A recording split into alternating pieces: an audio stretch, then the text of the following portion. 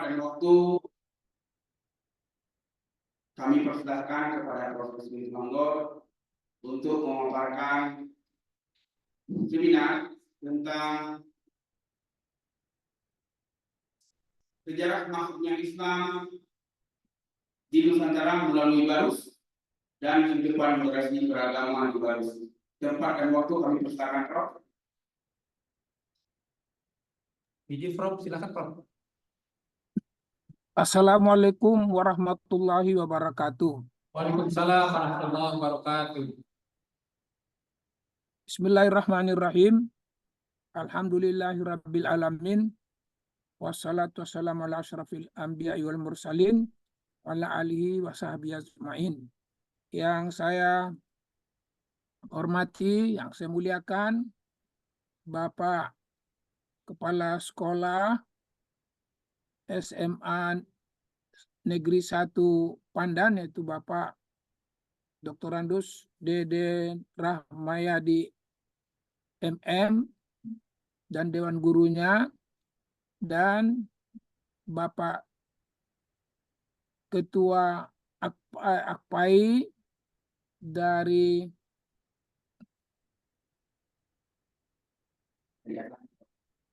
Kabupaten Asahan, Prof. Kabupaten Asahan, ya. Iya, Prof. Ya, yang kemudian dengan semua jajaran pengurusnya, dan kepada bapak-bapak dan ibu-ibu anggota AKPAI dan guru-guru serta murid-murid yang mungkin dibawa dan peserta lainnya yang ikut secara Zoom yang dirahmati oleh Allah Subhanahu wa taala. Saya gembira sekali bisa kita bertemu. Nah, sehingga kita bersilaturahim yang menurut saya AKPAI ini memang ujung tombak dari teman-teman guru-guru baik ke dalam maupun secara politik pendidikan agama, ya.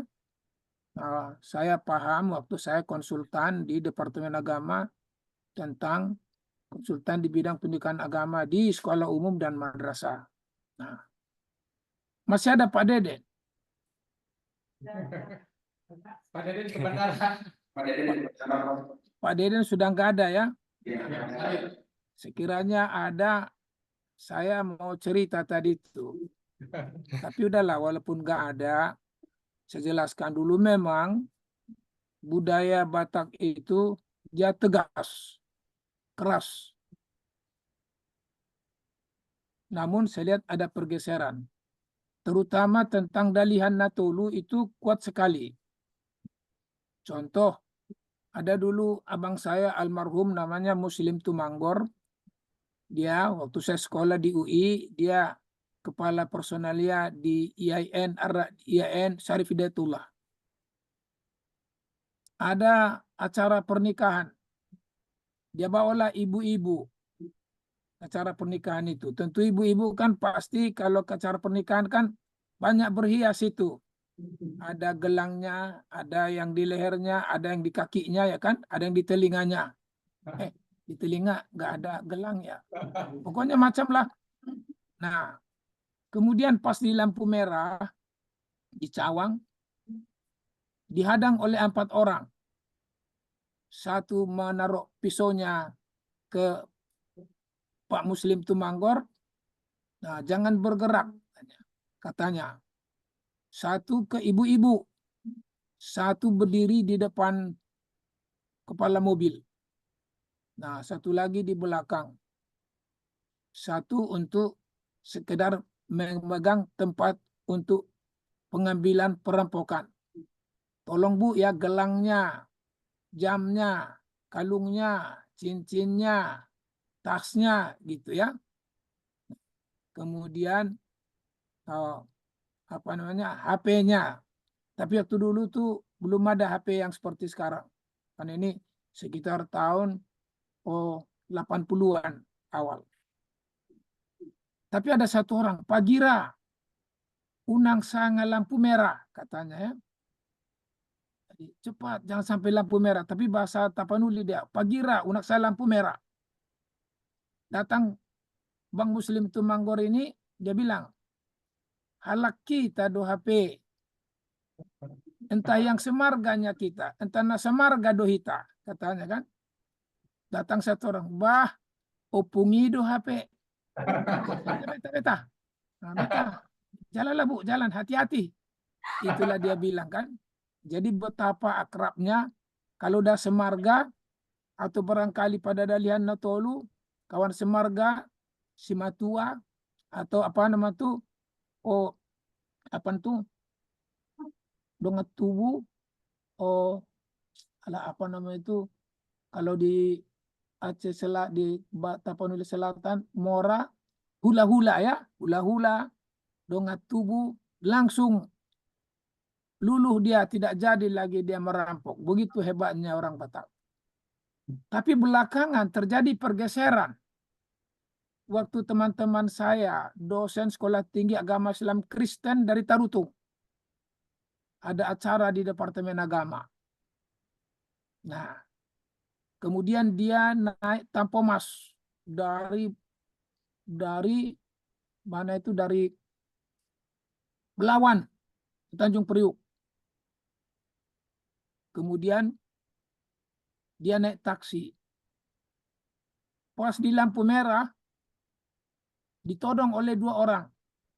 Satu pisau ke supir, satu ke teman saya ini, rombongan dia, yaitu mengatakan, tolong laptopnya, jamnya, kan? Jamnya, dompetnya, cepat. Datang satu orang, pagira, unang sanga lampu merah.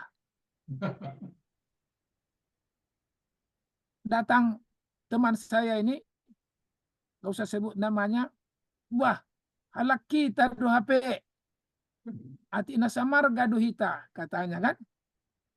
Lalu apa kata penodong ini? Wah, sekalipun Bapak kemenakan Tuhan Yesus Kristus tetap harus ditodong. Jadi udah terjadi pergeseran gitu ya. Nah, jadi sedemikianlah pergeseran-pergeseran budaya di dalam suku Batak itu. Sayangnya Pak Deden sudah pulang, jadi enggak dia dengar lagi cerita saya ini kan.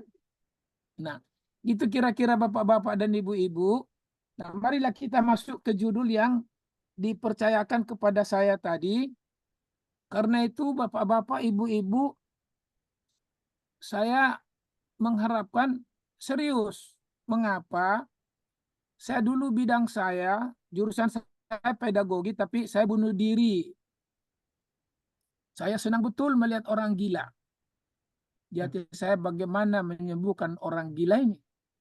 Nah, akhirnya pada penulisan skripsi, saya bunuh diri, yaitu saya buatlah judul tinjauan terhadap pelaksanaan terapi di Rumah Sakit Jiwa Banda Aceh. Nah, gitu ya. Jadi judul saya mengenai rumah sakit jiwa.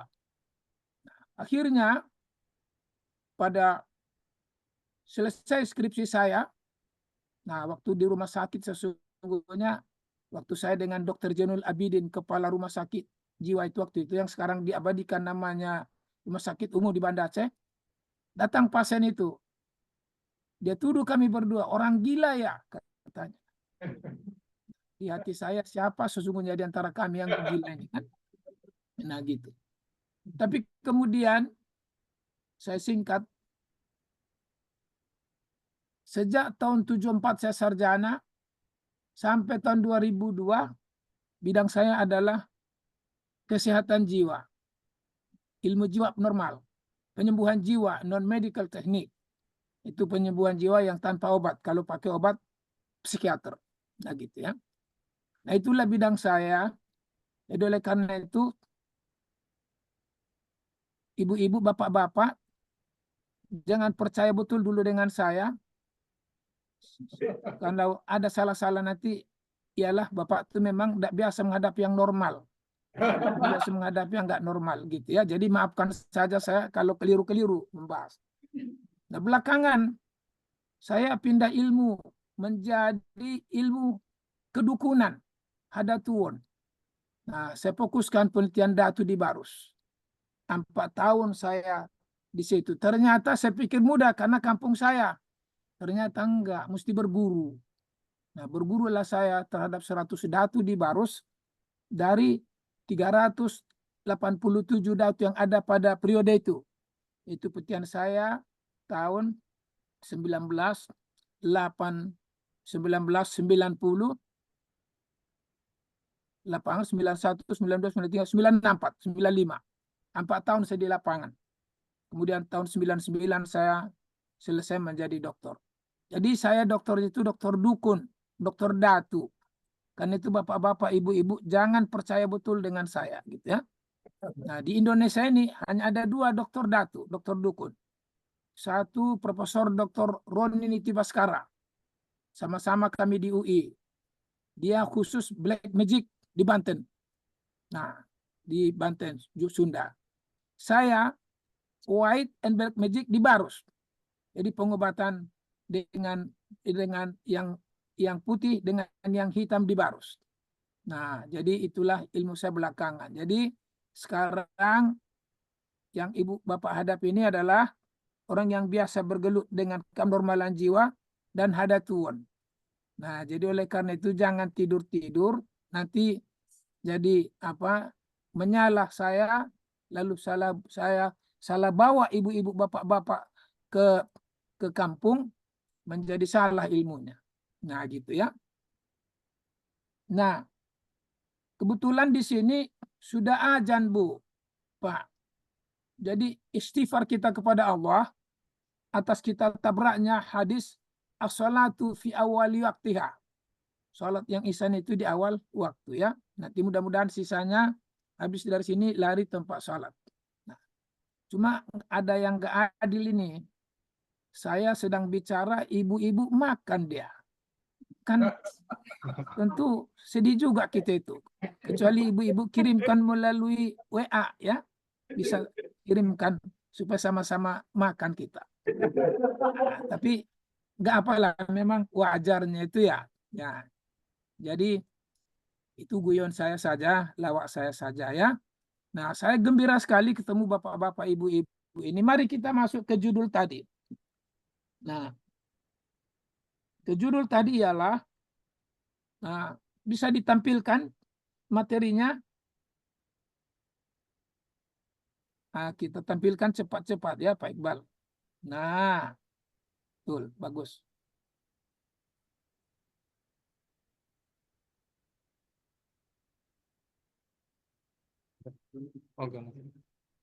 Mengapa disebut Barus pertama masuknya Islam di Nusantara? Nah,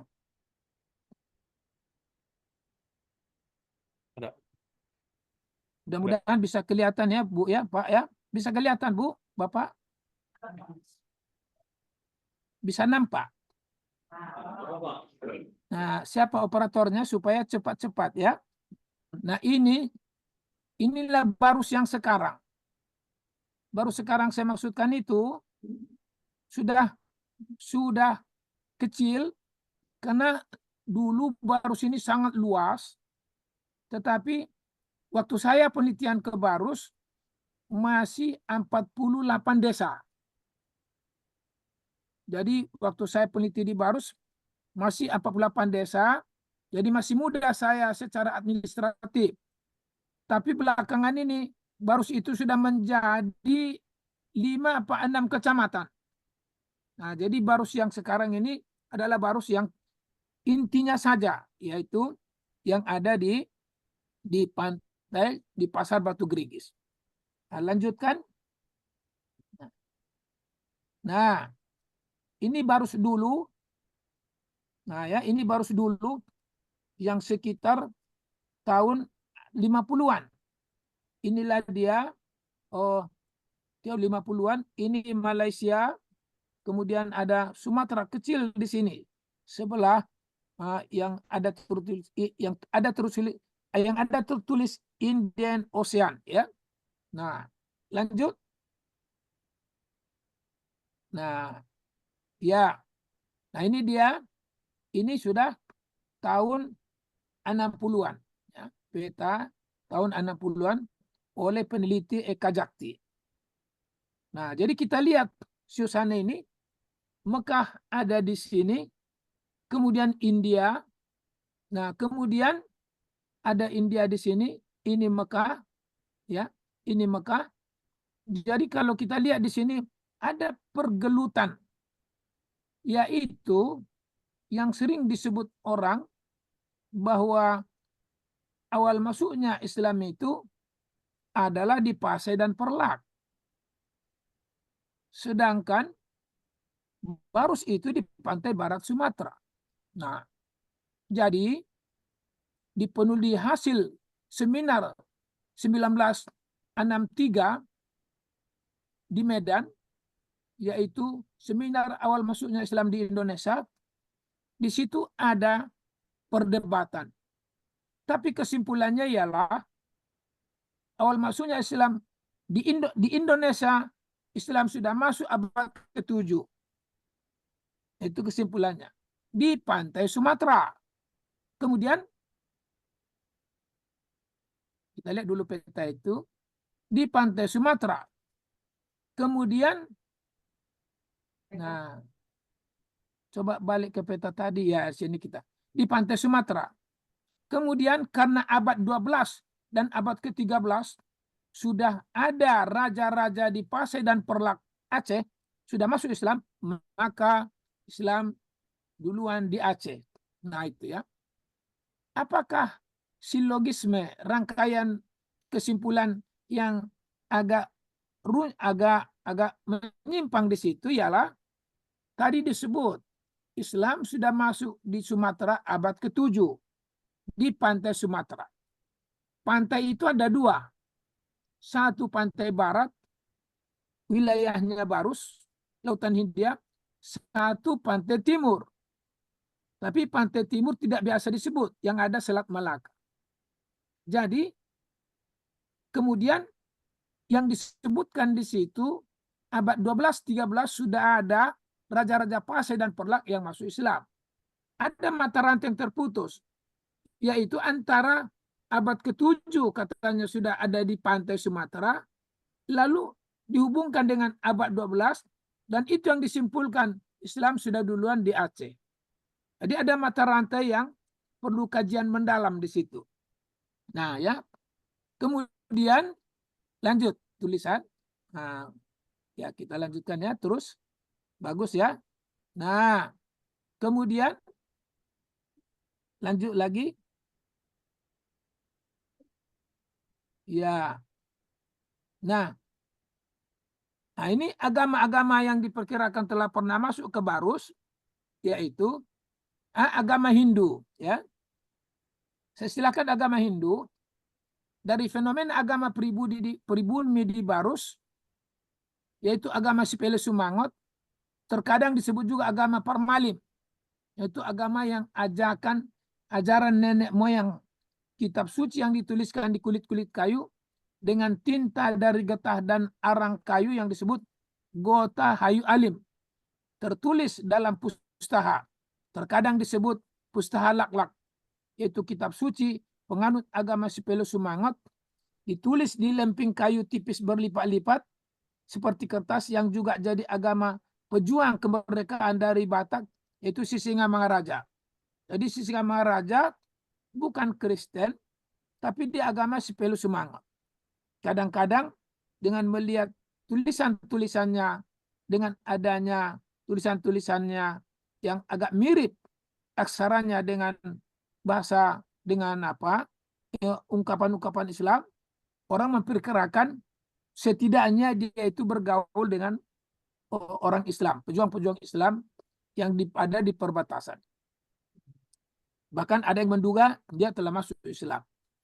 Nah, ajaran berupa keyakinan, itu keyakinan, peribadatan, serta seremonial, maupun emosi keagamaan yang mirip dengan agama Hindu. Nah, itu ya. Terus, lanjut. Nah, inilah dia contoh. Jadi ada tempat peribadatannya, yaitu tempat persaktian. Saya waktu peneliti datang ke sini, yaitu di Aidaka. saya tidak tahu apakah bapak-bapak, ibu-ibu kemarin ada datang ke tempat persetiaan ini di Aidaka. Sempat nggak bapak-bapak, ibu-ibu kemarin? Ya, sempat. Nggak sempat ya. Nah, jadi kemarin saya ikut seminar nasional dari Perpustakaan Nasional. Dia minta saya menyajikan yaitu pengobatan Batak dan kaitannya dengan Pustaha Laklak, ya. Nah, itu judul yang diberikan pada saya.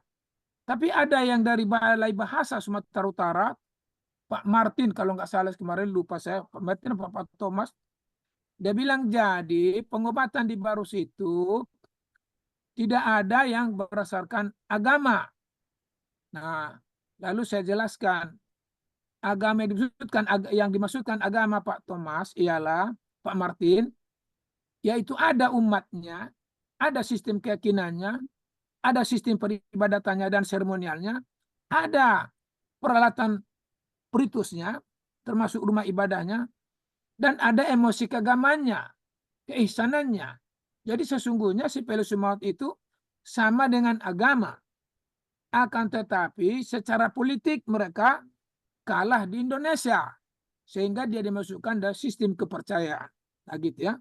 Jadi kalau dari segi konsep agama, ada umatnya, ada keyakinannya, ada peribadatan mereka, ada rumah ibadahnya, dan ada peralatannya seperti ini, pakai seperti ustadz, ya. Nah, juga seperti orang. Jadi berarti itu adalah agama. Cuma secara politik mereka dimasukkan ke dalam sistem kepercayaan. Nah, gitu ya. Nah, terus lagi, ya, agama Yahudi tidak terlalu mudah untuk menyimpulkan ajaran agama yang mana dari agama Yahudi yang masuk ke dalam masyarakat Barus. Nah, mengapa? Karena kalau agama Yahudi itu nama kitabnya Tanakh. Kalau bahasa Inggrisnya mengartikan Hebrew Bible. Terdiri dari Taurat. Isinya kesehatan adalah mantra dan jampi sebagai berikut. Ben dengan semerlah Tuhanlah, barakomah yang pengasih, birakumin pemberi kasih, kemudian bergelut mantra dan jampi, paling akhir yasah, yasuah. Nah itu ya. Jadi di sini mengapa saya yakinkan masuk ke dalam ajaran agama Yahudi sudah masuk ke Barus, ternyata ada di Pustaha Batak itu tertulis yaitu Ben Semerlah Birhamin di akhir mantra dan jampi ditulis di Yasah Yasih Yaswah. Nah, waktu saya tanya para datu-datu di Barus mengatakan ini dulu guru datu ini muslim, muridnya itu non muslim. Jadi terjadi tanafuril huruf, terjadi kekeluar lidah gitu ya. Nah, tapi begitu saya teliti lebih lanjut, dukun yang muslim fasih membaca wahai arwah leluhur, dukun yang Kristen fasih juga membaca Bismillahirrahmanirrahim, fasih juga baca Ben Semerlah. Saya mulai ragu. Nah, ini bukan karena kekeluar lidah. Saya baca lagi Pustaha Batak lebih dalam. Dari diterjemahkan oleh teman-teman. Ternyata tertulis di situ. Boloho dan haruar sian daging ni sianuon. Upabua tua puta de bata mula jadi nabolon. Simatua dua Raja Sulaiman. Nah, saya mulai tertarik. Saya cari apakah di Batak ada Sulaiman apa enggak. Gitu ya. Nah, ada Sulaiman apa enggak? Ternyata enggak ada di historis Batak Sulaiman, kecuali ada kawan saya di AN Medan, Sulaiman namanya. Tapi kan bukan itu yang dimaksud di situ. Nah, kemudian saya ingat di Bible ada Solomon, di Quran ada Sulaiman. Sulaiman ini adalah putra Nabi Daud. Nabi Daud itu adalah raja dan juga sebagai oh, nabi. Kemudian Nabi Sulaiman itu bisa bahasa manusia, bisa bahasa hewan. Nah, kalau ini berarti Yahudi, berarti Hebrew. Saya carilah kamus, dapat di Belanda Hebrew English Hebrew.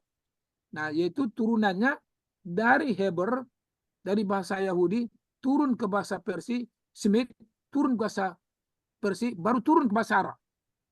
Jadi ternyata Ben itu adalah dengan, Somer itu penguasa, Eloh itu God, Allah, Raham pengasih, Rahman pemberi kasih, Yasah outgoing, Yasuh to peace, Yasuah to lead. Jelas ini bahasa Ibrani. Jadi berarti di Pustaha itu sendiri sudah tertulis bahasa Ibrani. Berarti ajaran agama Yahudi telah masuk ke Barus, khususnya paling tidak di bidang pengobatan. Ada Tuhan. Tinggal lagi pertanyaannya, apakah orang Barus yang ke Yahudi, ke Israel, atau orang Israel yang ke Barus? Nah, di tulisan saya, di disertasi saya katakan cenderung orang Barus yang ke Yahudi, supaya agak besar hati orang Barus. Nah, kira-kira gitu ya. Nah, jadi demikianlah orang agama Yahudi. Kemudian masuk kita, agama apa saja yang berkembang di Barus itu, inilah dia. Nah, tadi mengapa sebelum itu kita masuk dulu ke agama Konghucu ya, tinggalkanlah itu. Tapi ada yang ingin saya jelaskan tambahan, yaitu mengapa lupa saya tadi karena saya lihat rule ini. Mengapa disebutkan Oputa mula jadi Nabolon? Ya, debata Oputa mula jadi Nabolon. Karena dalam keyakinan di Pustaha itu, agama lokal Batak dulu, yaitu Sepelo Semangat, Tuhan itu Esa dia. Oputa mula jadi Nabolon. Dia tercipta dengan sendirinya. Tetapi dalam keyakinan Pustaha itu disebut ada Oputa mula jadi Nabolon, dia bikin 3 anaknya. Di Batara Guru, itulah dia di langit. Di Bala Bulan, itulah dia yang di Benua Tonga.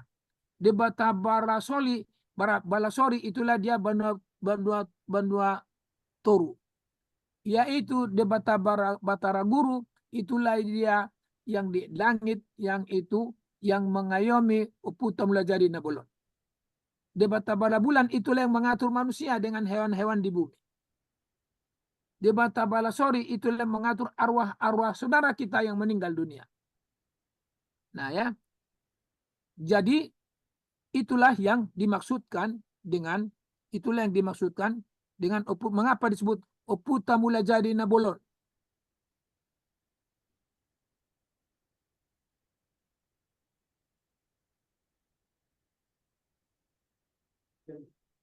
Lanjut. Enggak ada. Saya lihat ada hidangan-hidangan. Saya mengharapkan kalau boleh jangan dulu ada hidangan yang mengganggu konsentrasi. Nah, sebab dari ilmu saya yang lama, ilmu psikologi kesehatan jiwa, tidak mungkin 2 stimulus dapat ditangkap oleh 1 jiwa. Pasti ada yang korban. Nah, kalau dia mengambil makanannya, yang korban kepelajarannya. Kalau dia mengikuti konsentrasi belajar, yang korban makanannya. Atau nanti makanannya jatuh kan sayang kan. Nah, kecuali langsung dia kantongi. Nah, jadi kira-kira gitu dulu ya. Nah, jadi makanya disebut Oputa mula jadi Nabolon. Tapi ada hal yang ingin saya sampaikan secara rahasia kan. Mengapa akhirnya di wilayah, bukan Barus ya, di wilayah Tapanuli Utara, mengapa akhirnya teman-teman Kristen bisa menjadi lebih maju? Karena mereka menggunakan ilmu antropologi. Dulu misionaris itu datang dari Sipirok, namanya dari Amerika Serikat. Munson and Lemon. Ditangkap, dibawa ke Rurasi Lindung, dicincang-cincang, dimakan. Sehingga di barat dikatakan Batak is cannibalism. Batak adalah pemakan orang. Tetapi begitu Van der Tuk 1851 datang ke Indonesia, ke Barus duluan, dia lihat di situ Islam damai sekali dengan Spilius Mangut. Nggak ada dipaksa. Kemudian terpelajar Van der Tuk dari Belanda itu, kalau begitu saya jangan mengganggu mereka ini. Saya ke pedalaman. Masuklah dia ke Sijukang, ya, sebelum Pakat.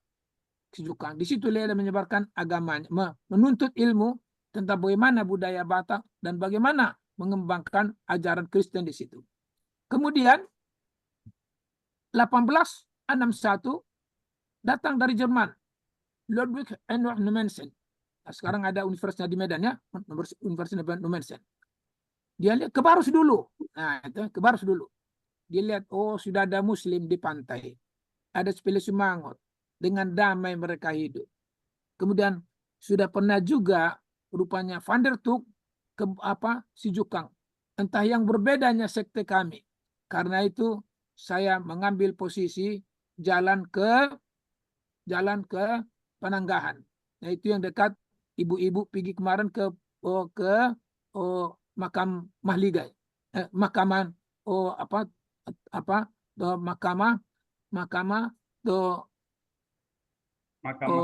Syekh Mahmud, yaitu di Papan Tinggi.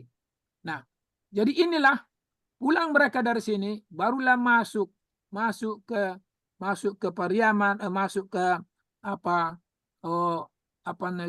Madinah, masuk ke Sidimpuan, jalan ke Sipirok, dari Sipirok baru masuk ke Rurasi Lindung. Begitu mereka lihat itu, bagaimana cara mereka masuk? Ditanya. Mereka di Eropa, di Amerika, di Eropa, di Jerman mengatakan, inginkah kita mengkristenkan Indonesia dengan mulai dari Tapanuli? Ingin. Rumusnya hanya 3. 1, ekonomi masyarakat. 2, ekonomi jending atau misi. 3, Alkitab. Jadi itu kota kunci. Ekonomi masyarakat artinya kalau kita berjalan di muka kita itu, yang kita gendong di depan adalah bahan untuk masyarakat. Mungkin Pak mohon tidak diputar-putar itunya supaya tidak beralih perhatian peserta. Nah, kan? Jadi kita sedang menjelaskan tentang bagaimana agama agama Kristen berkembang dengan menjelaskan kenyataan dengan misionaris. Kemudian yang kedua, ekonomi jending. Artinya supaya mereka punya dasar, supaya tidak meminta. Kalau seperti kita kan kadang-kadang ustaznya datang ke daerah kan, masyarakatnya yang membayar kan. Nah, mereka itu maksudnya supaya sponsor yang membayar, tidak masyarakat yang didatangi. Itu cocok dengan teori yaitu adoption and reaction theory, teori penerimaan dan penolakan gagasan baru, supaya masyarakat yang kita inovasi itu tidak ada beban ekonomi pada mereka. Nah, kehadiran kita di situ. Yang ketiga, baru Alkitab. Nah, bagaimana caranya? Pagi-pagi mereka datang ke masyarakat, subuh-subuh. Mau kemana Bapak? Itu dia inang. Oh, mau ke Tombak. Mau ke ladang. Ngapain? Menugal, menanam. Apa yang Bapak tanam? Ya, tumbuhan anu atau ubi. Berapa hasilnya 1 bulan? 1 tahun? Sekian. Berapa anak Bapak? Sekian. Berapa lama hasilnya itu bisa menangani kebutuhan sehari-hari? Bisalah 3 bulan atau 3 bulan atau 4 bulan sebelum panen. 2 bulan lagi, nah itu masuklah. 2 bulan lagi berarti masuk IMF. Ibu-ibu, bapak-bapak, apa itu IMF?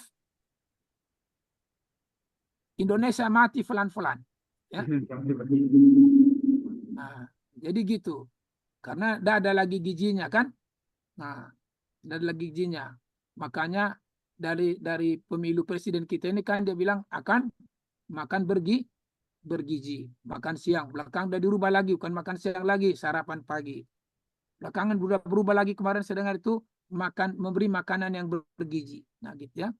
Nah, berarti apa bubur, apa kacang hijau. Jadi itu. Habis itu bagaimana caranya? Kira-kira apa kesulitan Bapak Ibu?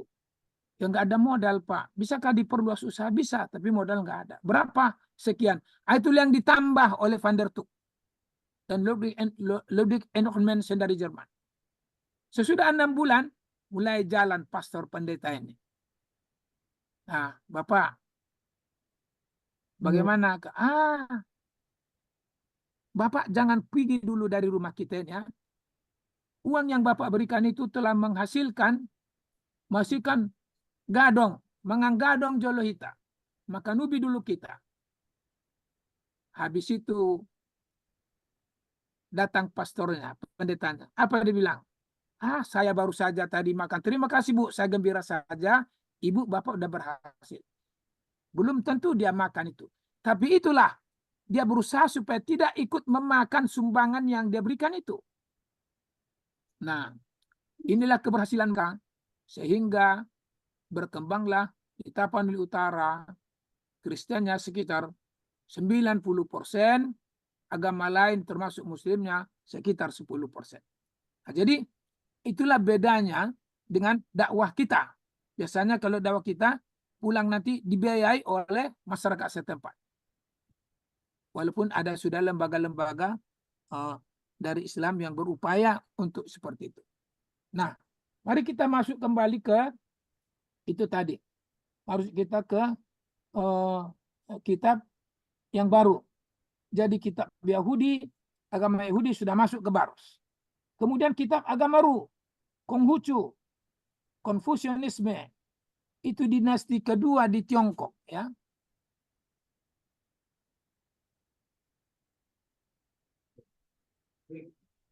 Nah, ini dia, lihat lagi.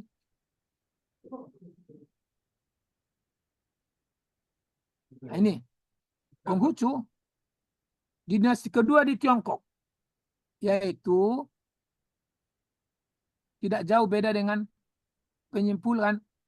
menyimpulkan ajaran agama yang mana dari agama Yahudi yang masuk ke masyarakat Barus.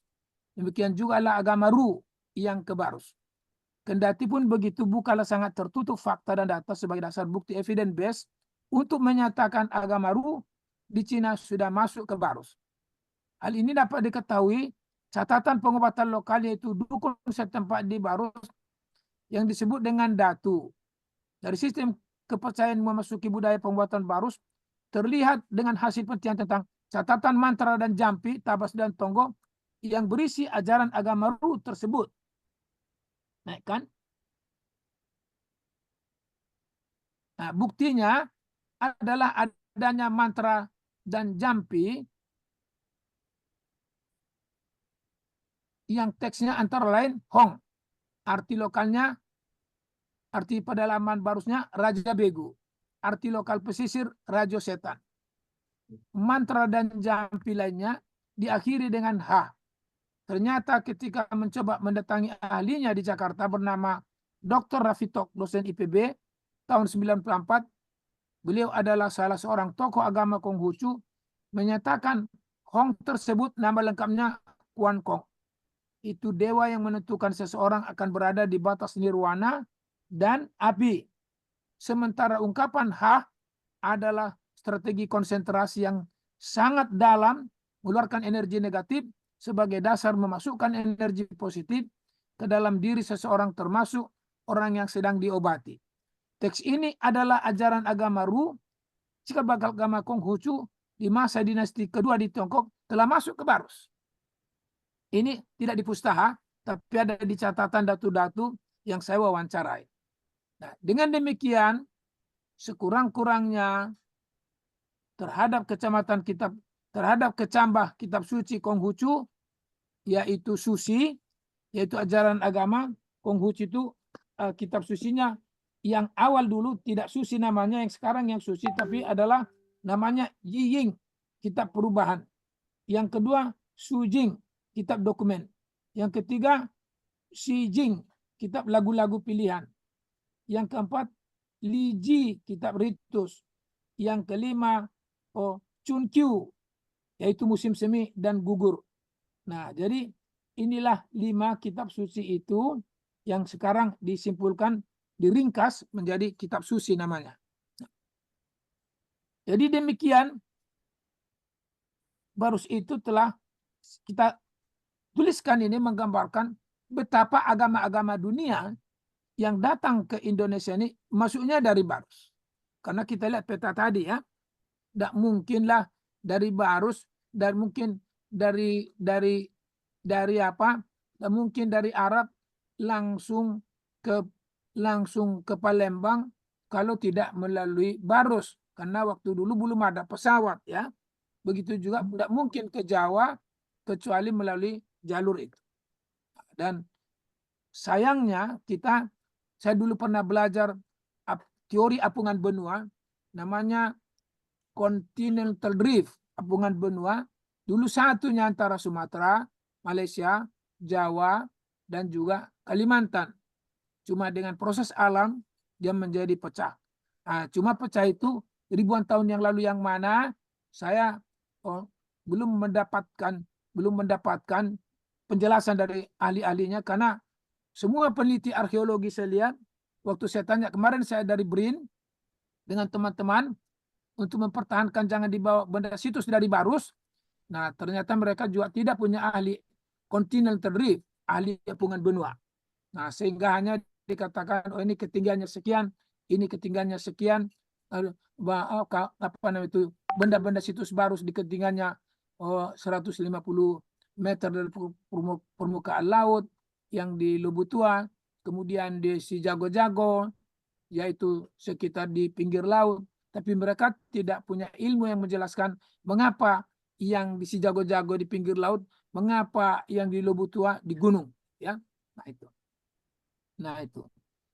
Nah, terus lanjutkan. Nah, pertemuan hipotesis periode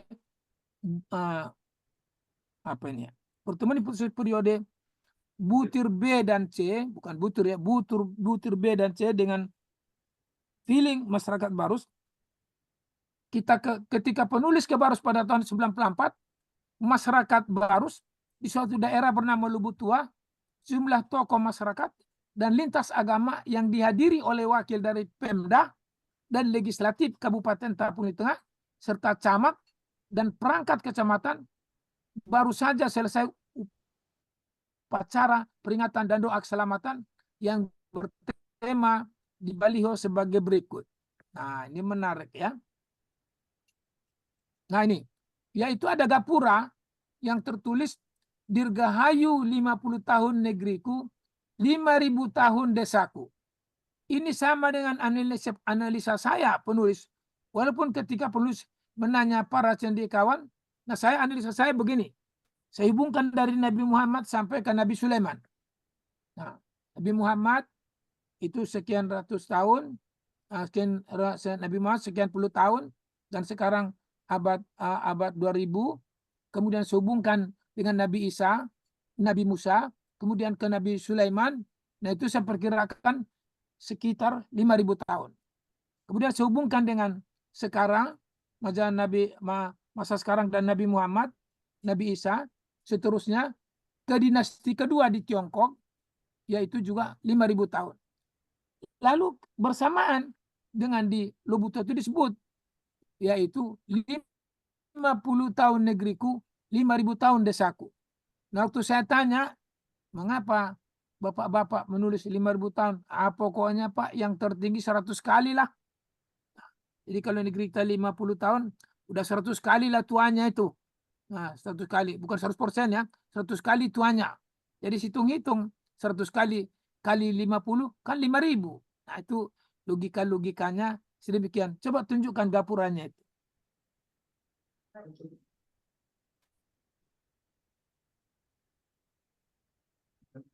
Nah ini dia.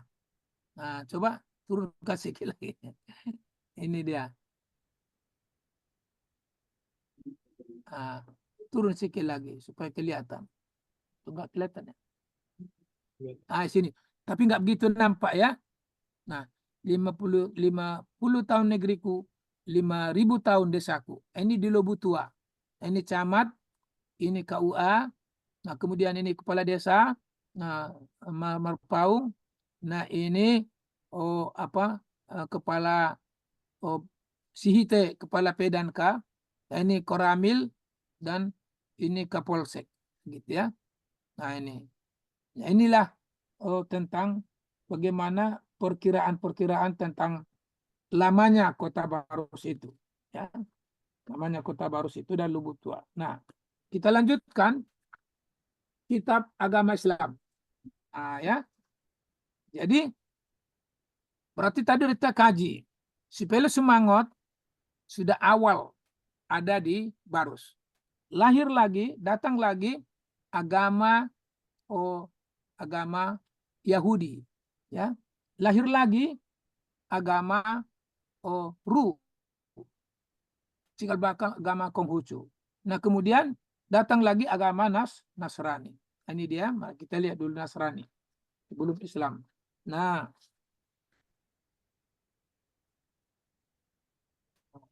agama, tapi mengapa tidak ada agama Nasrani? Coba dulu.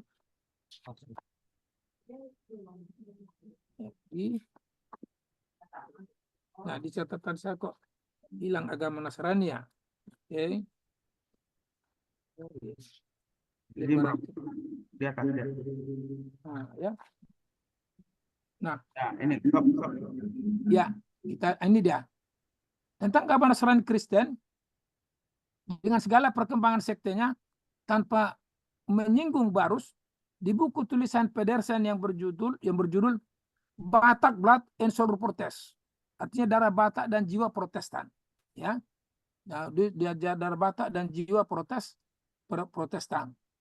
Dinyatakan penyiar agama Kristen yang pertama-tama ke tanah Batak adalah misionaris Amerika Serikat bernama Lehman dan Munson, ya. Munson. Tanpa jelas sasaran misi penginjilannya dan tidak dijelaskan keberhasilannya. Akan tetapi dari sejumlah orang tua-tua yang pernah penulis wawancara dinyatakan Lehman dan Munson itu ditangkap dan dicincang-cincang, dimakan oleh orang Batak. Juga tanpa menyebut lokasi sekitar Rura Silindung. Dari sini juga lah penulis peroleh dari penulis asing. Terus penulis asing yang menyatakan bahwa dalam perjalanan sejarah orang Batak itu kanibalisme, memakan orang.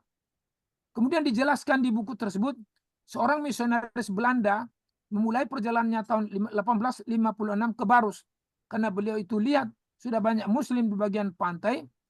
Nah, ini Van der Tuuk ya. Dia memutuskan untuk mengembangkan misi ke pedalaman Sihorbo dan Sijukang dan sekitarnya. Agar menghargai penganut Islam di pesisir. Setelah berhasil memahami bahasa, adat istiadat dan struktur dan fungsi sosial Batak, Daliana Tolu, beliau menyusun kamus bahasa Batak dan Belanda. Beliau meninggalkan Barus, menyusur pantai Sibolga, Padang Sidimpuan, Spirok dan Tarutung, dan masuk ke Rura Silindung. Pada tahun 1861 disusul lagi jejak misioner Van der Tuuk oleh misionaris yaitu berkebangsaan Jerman, yaitu Ludwig Heinrich Nommensen. Sama seperti Van der Tuuk, begitu beliau sampai di Barus, dia lihat sudah banyak yang beragama Islam di pantai. Beliau juga masuk ke pedalaman, ke Pangaribuan dan Uratan, serta selanjutnya apa yang sudah dirintis Van der Tuuk di Siborong-Borong dan Sihorbo Sijukang. Setelah beberapa tahun tanpa disebutkan persisnya, dia meninggalkan Barus, terus ke Sibolga, Padang Sidimpuan, Sipirok, Tarutung, Rura Silindung. Di tempat terakhir inilah, Tapanuli Utara, kedua mereka berhasil mengkristenkan penduduknya hingga 90%. Ya. Jadi ingat, dari Barus duluan, ya, dari Barus duluan. Bagaimana menggambarkan hebatnya Barus itu menjadi suatu tempat yang memang menjadi tempat acuan tolok ukur dalam pengembangan agama masing-masing. Ada juga yang di salah satu tulisan di jurnal oleh yang berkebahasaan Portugis abad ke-15. Penulis bernama Tomé Pires mengatakan, Barrois or Vansoir is one place for two name and no doubt about it. Artinya, Barus atau Vansur adalah satu tempat dalam dua nama dan tidak ada perbedaan faham tentang penyebutan nama itu. Pertanyaan untuk ini, apakah Tomé Pires pernah ke Barus atau apakah beliau penganut agama Nasrani? Jika kedua, terus, jika kedua pertanyaan itu yang maka misionaris tertua untuk Barus adalah abad ke-15, sekaligus pertama untuk Tanah Batak. Tapi dari berbagai catatan lainnya yang saya baca, ternyata yaitu Tomé Pires pernah ke Barus. Jadi perlu kita pahami, sering orang berdebat apakah Barus itu beda dengan Vansur. Dari tulisan ini ternyata Barus itulah yang Vansur. Tapi ada satu hal saya lihat yang tidak disinggung-singgung. Barus itu sampai sekarang pun kita tidak temukan apa dasar nama itu. Tapi Vansur saya sudah mencoba, di mana teman-teman tidak membicarakan, saya mencoba melihat dari kedekatan-kedekatan sumber alam. Jadi di Barus itu adalah banyak pancuran, termasuk di Pulau Mursala, termasuk di Barus itu sendiri, termasuk di Sorkam dan berbagai wilayah yang sekitar itu.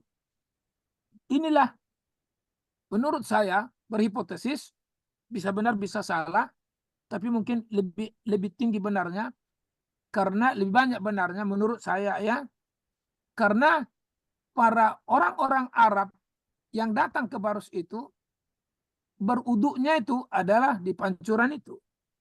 Dan di Arab kan tidak ada kata P, ada F. Nah, jadi bila itu ini kota Vansur. Nah, menurut saya dari situ datangnya kata Vansuri.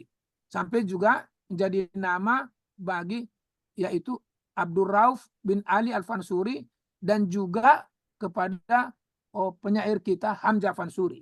Nah, Hamzah Vansuri semakin mendekatkan keyakinan kita dari Barus ke Kudus terasa jauh, tapi di Baitullah terasa dekat. Nah, jadi gitu ya. Hamzah ini dari Vansur Barus. Nah, jadi berarti Barus itulah Vansur. Nah, walaupun ini banyak perdebatan memperkaya khasana ilmiah, ada yang bilang Vansur itu adalah di Olele, Banda Aceh. Nah, tapi lebih condong kita mengatakan yang dikatakan Tomé Pires. Barrois or Vansor is one place in two name and no doubt about it. Nah, dalam buku Perkembangan Gereja di Indonesia oleh Kruger menyatakan bahwa sampai pada abad 18 masih sulit menjalani misi Kristiani melalui Selat Malaka ke Medan menuju pedalaman karena sangat banyak perampok, sehingga masih melalui Barus. Nah, jadi gitu ya. Jadi ini menurut Kruger di bukunya The Development of Church in Indonesia. Tapi apapun itu, bahwa Barus menjadi sesuatu yang menjadi penyebutan dalam perjalanan berbagai misi keagamaan dan misi perdagangan ke Indonesia ini. Nah, dari semua ini di Barus ada satu kampung namanya Janji Maria. Nah, ya, ini menggambarkan Kristen sudah masuk di situ. Mungkin sekali ini suatu tempat yang sangat bersejarah bagi penganut Katolik. Perlu saya jelaskan dulu bahwa ada keyakinan ke Barus itu juga sudah masuk abad ke-7 Kristen. Nah, kemudian saya mencoba membaca buku Pak Harun Nasution, almarhum Profesor Harun Nasution, dosen UIN IAIN Syarif Hidayatullah. Dia menulis pada abad ke-7 ada pecah sekte Kristen di situ. Satu sekte monofit, satu sekte Unitarian. Ada perbedaan paham dalam sekte itu. Sekte monofit mengatakan Yesus itu adalah murni Tuhan. Dia menyatu dengan Tuhan. Jadi betul-betul dia adalah Tuhan. Jadi disebutkan dengan Tuhan Allah, Tuhan Anak Allah, Yesus Kristus, Ruhul Kudus adalah satu zat. Nah, yang Allah itu berada dalam Yesus itu. Tapi satu lagi, sekte Nestarian. Nestar, yaitu pecah. Apa itu Nestar? Yaitu percampuran yang beda zatnya. Yesus Kristus betul manusia. Betul manusia. Hanya saja diberikan oleh Tuhan Allah ruhnya ke situ. Jadi dia fisiknya manusia, ruhnya adalah Ruhul Kudus. Oleh karena itu, siapakah yang berjasa untuk melahirkan itu adalah Maria. Sehingga di Katolik mengutamakan Maria. Dan disinilah pecahnya. Jadi monofit termasuk Protestan adalah monofit. Tapi Katolik adalah dari sekte Nestorian. Tapi saya lihat teman-teman saya yang pastoran pendeta jarang mengkaji ini. Gitu ya. Nah, jadi gitu kira-kira dasarnya. Kemudian masuklah kita ke Islam. Nah ini dia ya. Dari segi hadis Rasulullah, anjuran permandian jenazah, gasal, ganjil terakhir, campurlah dengan parus. Campurlah dengan kapur barus. Apa? Ada sebuah hadis Rasulullah yang dapat diteliti analisa kritisnya tentang kapan waktunya Islam masuk ke barus. Dari sepenggal hadis terkait penyelenggaraan cara memandikan jenazah adalah seperti berikut. Inilah dia. Ya.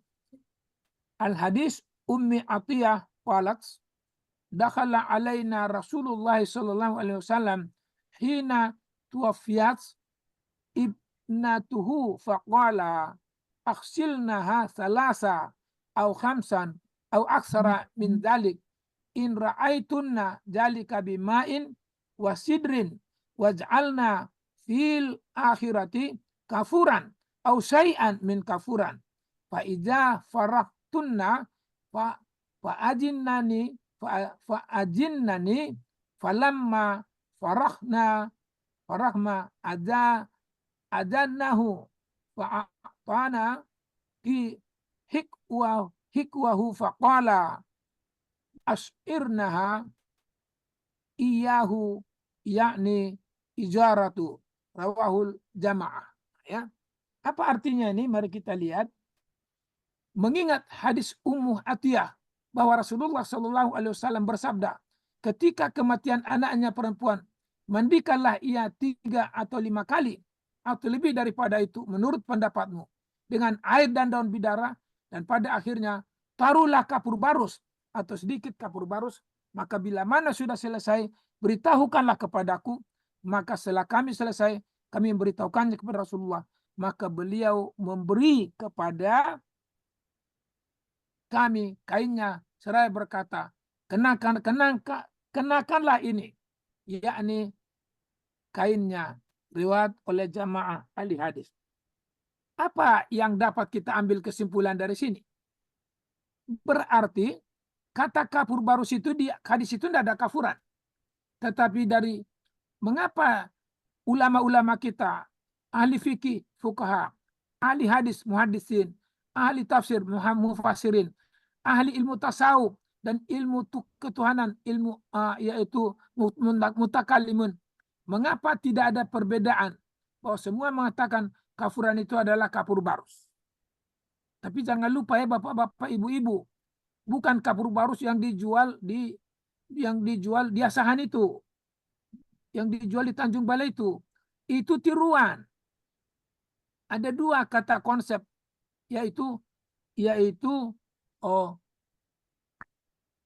tiruan itu satu sintetis, satu sintesis. Yang sintetis itu adalah campuran, sintesis adalah tiruan. Yang dijual itu adalah tiruan, yaitu dari sisa minyak tanah diolah secara kimiawi, jadilah itu. Mengapa? Karena mahalnya kapur barus itu. Jadi itulah digunakan untuk itu. Jadi sama dengan sekarang ini ibu-ibu, kan kasur kita itu kan bukan dari kapas lagi kan, tapi sudah dari busa ya, dari busa, bukan busa, apa istilahnya?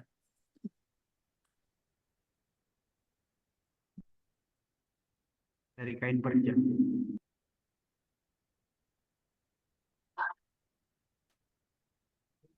Nah, bukan dari busa, apa nama itu Bu? Yang bukan dari busa, apa nama itu? Kalau busa kan sabun yang berbusa, apa nama itu? Yang dipakai untuk apa tempat duduk mobil-mobil itu apa nama itu? Kain Apa itu Bu? Lupa saya apa nama itu.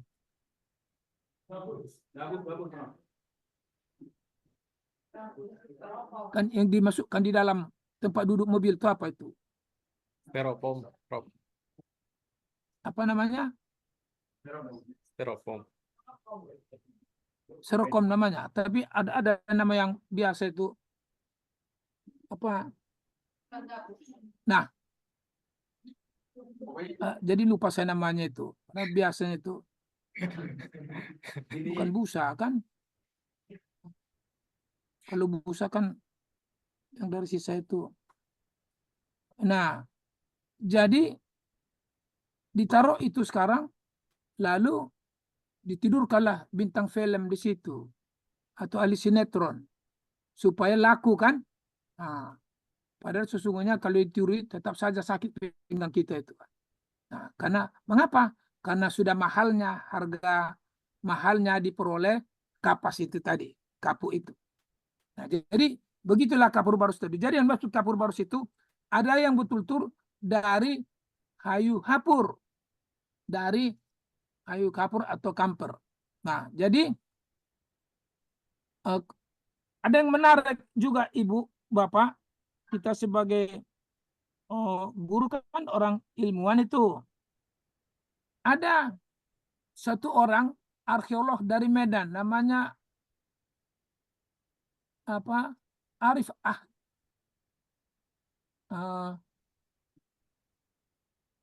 Arif Akhyara, lupa saya, arkeolog.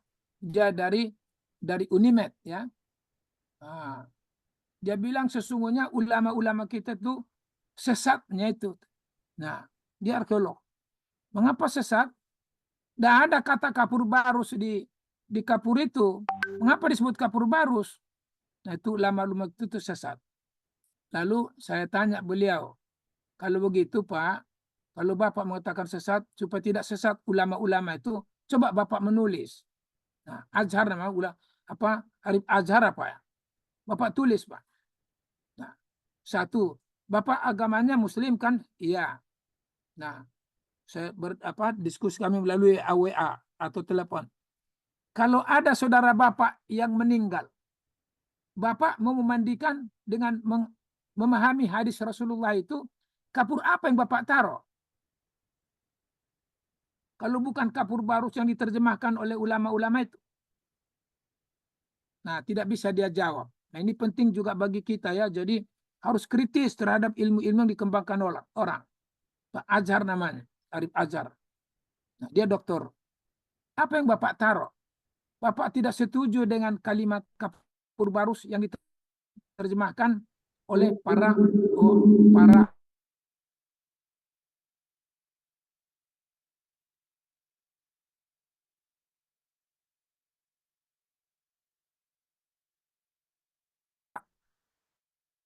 maksud saya bukan begitu. Nah, berarti per dia. Jadi hati-hati juga kita kadang-kadang ada orang yang mengeluarkan ilmunya yang tidak dia miliki ilmu itu. Ya. Nah, jadi terus karena memang dari awal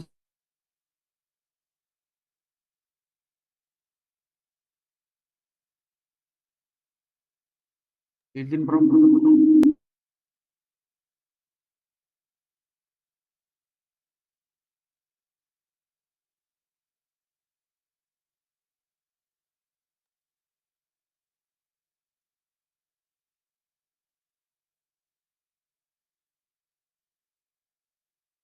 kita ini, yaitu meyakinkan bahwa itu memang kapur barus.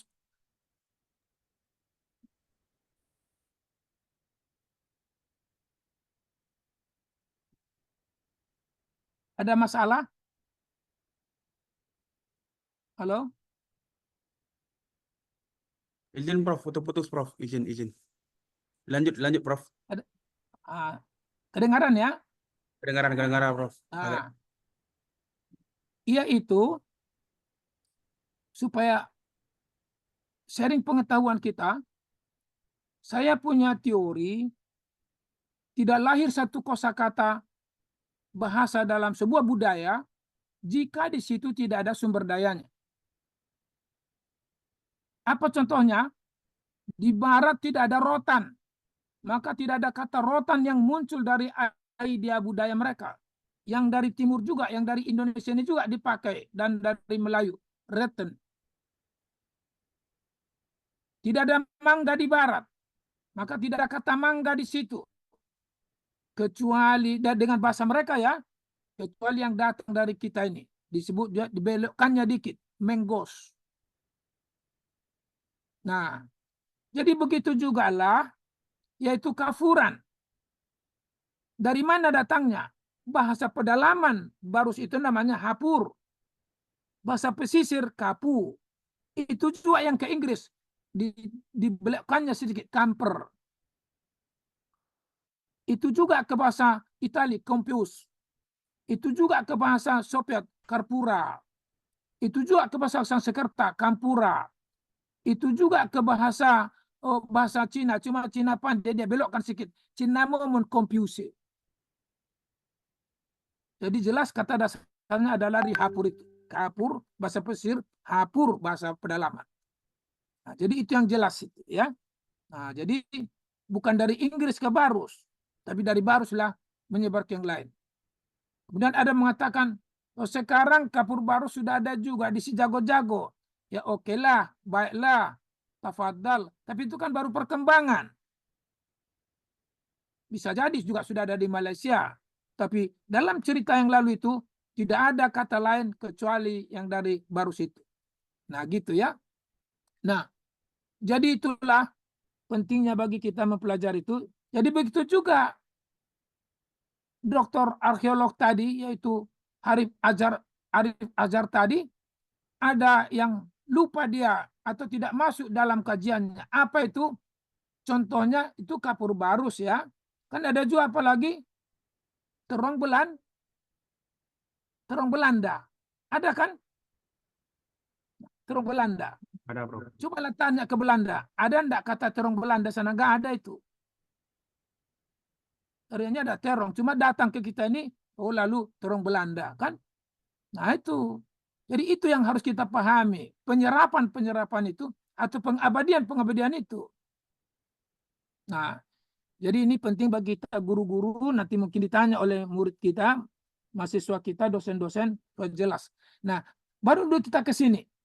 Berarti kapur baru sudah ada di Mekah sebelum masa Nabi Muhammad. Gitu ya. Belum masa Nabi Muhammad. Nah, kemudian nanti sebelum ini ibu-ibu, bapak-bapak, coba lihat nanti di YouTube ya. Lihat Dr. Zulkarnain almarhum menjelaskan tentang Barus dan kapur Barus. Lihat Profesor Dr. Abdul Somad Barus dan kapur Barusnya. Lihat Dr. Ade Hidayat menjelaskan Barus dan kapur Barusnya ya. Kalau yang lama-lama yaitu Profesor Dr. Harun Nasution, Salman Nasution. Salman Harun orang Padang, dosen tarbiyah di UIN Syarif Hidayatullah.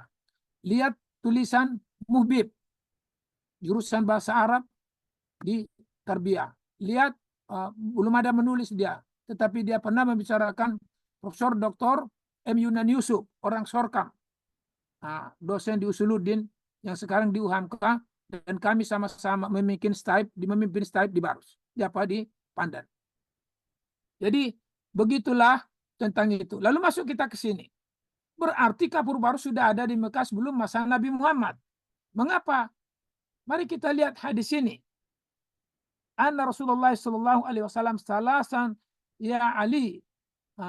Ya uakhad as-salatu ija anat wal janazatu ija hadarat wal asuda wa badas kafuran kafuan.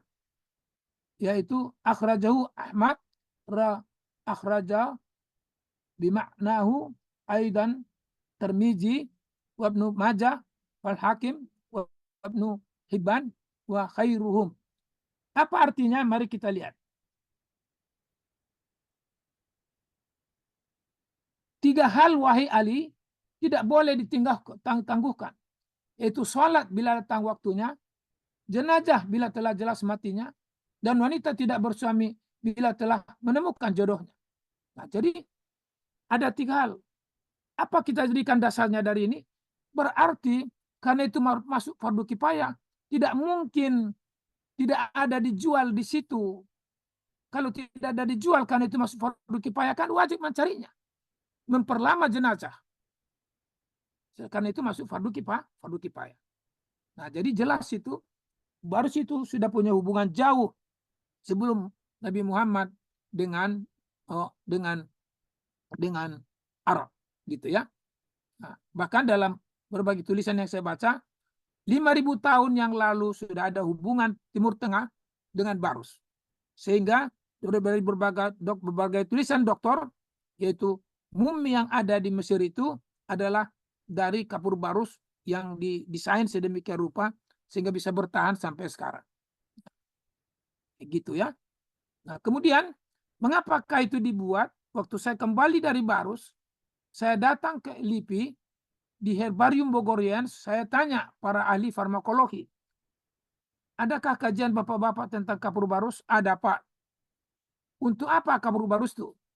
Nah, saya katakan kalau kapur barus itu yang asli ya dari kayu hapur, ya kalau dijadikan masukkan ke dalam air pemandian kita, menghilangkan aroma yang tidak sedap dari badan. Kalau didesain sedemikian rupa, bisa mengeraskan jenazah, mengeraskan badan kita. Nah, jadi berarti itulah yang dijadikan hipotesis bahwa mumi itu didesain, dibalur dengan kapur barus. Nah, gitu ya. Nah, kemudian itu kan yang real. Ada lagi berlanjut. Lihat, satu lagi Bu. Sayangnya kita tidak ketemu. Kalau ketemu, saya kasih jilat kapur barus itu supaya sama-sama kita pahami. Inilah yang real. Jadi kapur barus itu jika dijilat Bu, hangat badan. Kalau diminum pada dosis tertentu, mengobati penyakit lambung dan usus besar, peptic ulcer duodenal colitis. Nah, gitu ya. Kemudian kalau ada orang yang menderita impotensi, kalau dikonsumsi dengan sempurna, dia itu merupakan salah satu terapinya, salah satu treatmentnya, pengobatannya. Apa sebaliknya? Kalau ibu-ibu, bapak-bapak sering mengkantongi kapur barus yang dijual di pasar itu menjadi sumber impotensi.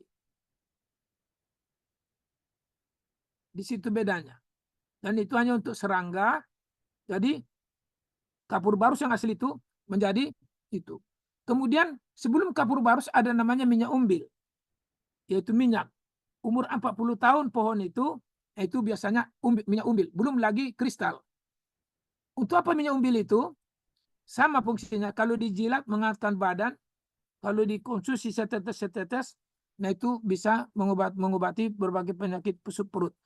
Tapi kalau luka di tangan kita berdarah, ibu ambil itu, ibu lapkan, itu menutupi kalau itu berat, menutupi luka itu paling tidak sampai 20 menit bisa tertutup.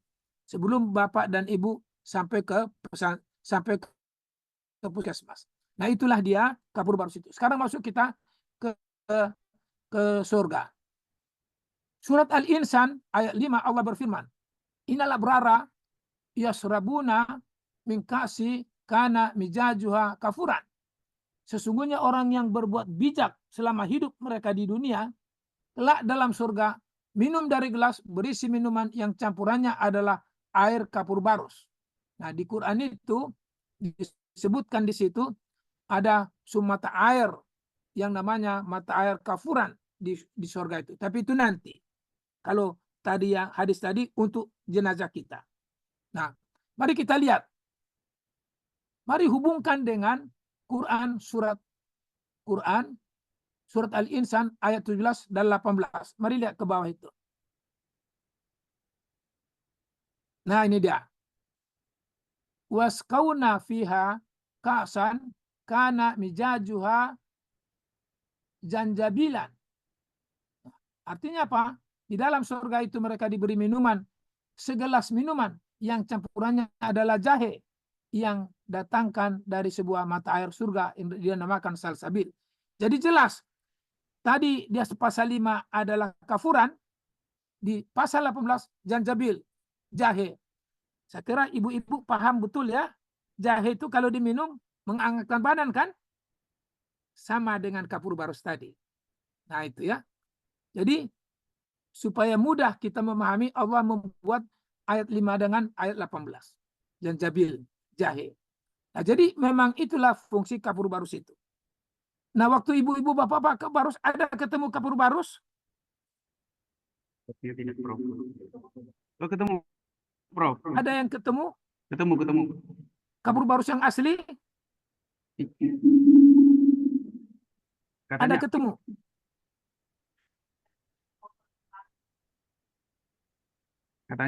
bertemu, Prof. Cuma tidak Ada dicoba dijilat? Atau enggak ketemu?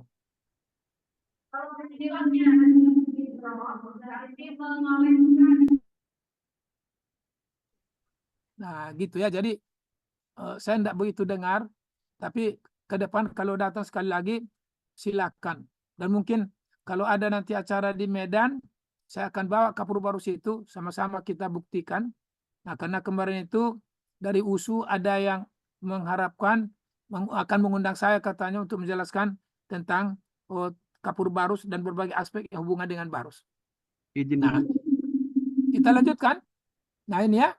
Izin, Prof. Inilah dia tulisan Profesor Harman Harun tentang Al-Quran Barus. Mari kita lihat. Saya kutipkan ini, saya belum lagi jadi antropolog, tapi masih di Banda Aceh saya, kalau nggak salah tahun 80, yaitu saya baca dan saya tuliskan di sini. Majalah Panji Masyarakat nomor 545 halaman 44 sebagai berikut. Bahwa kosakata kafur menyatakan kapur barus komoditi dagang hanya dihasilkan dari barus pantai barat Sumatera.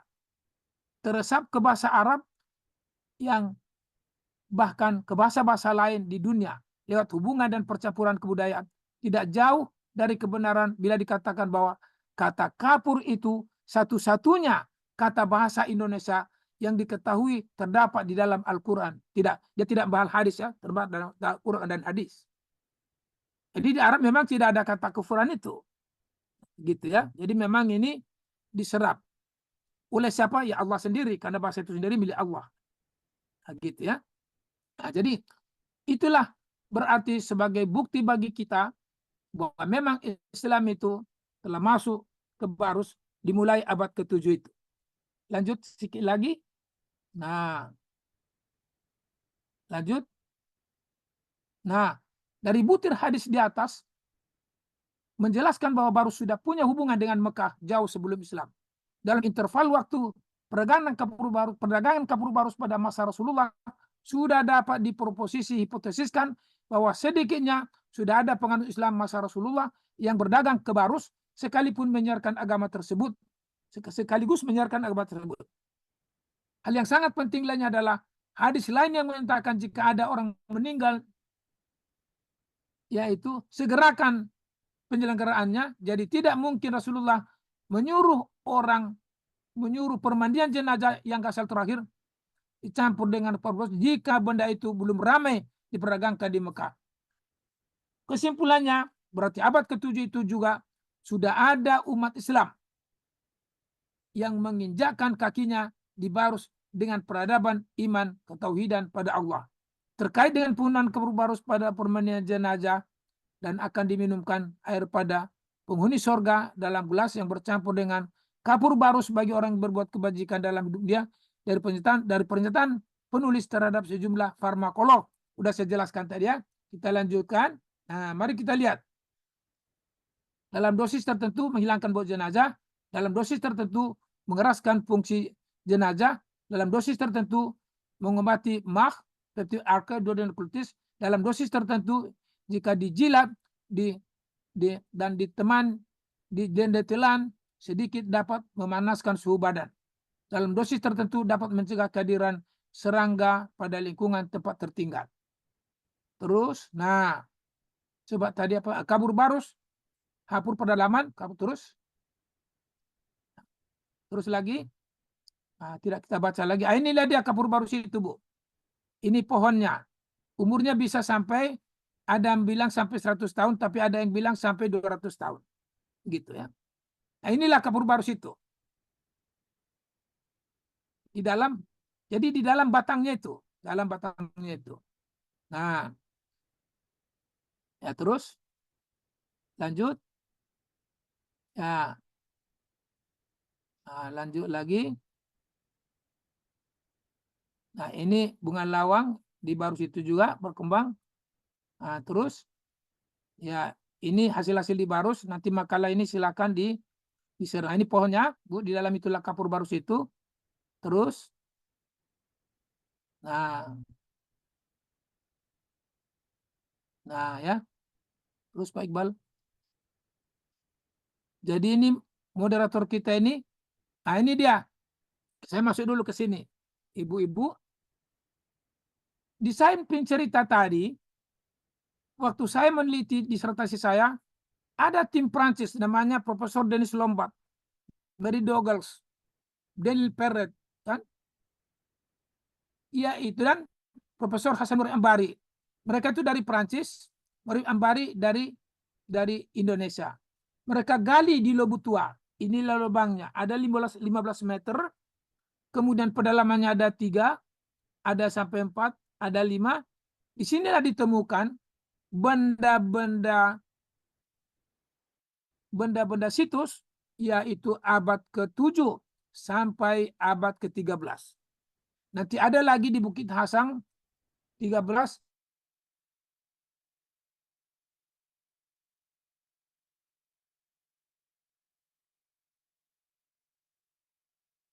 Izin Prof putus.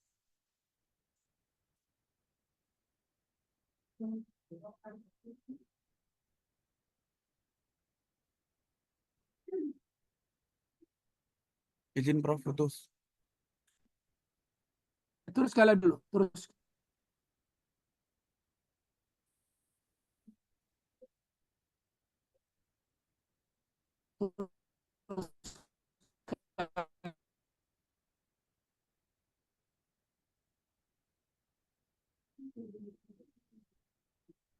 Izin Prof putus.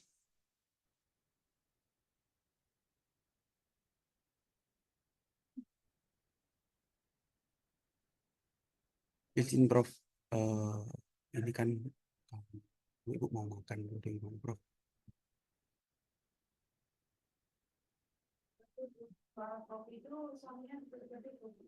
Ini.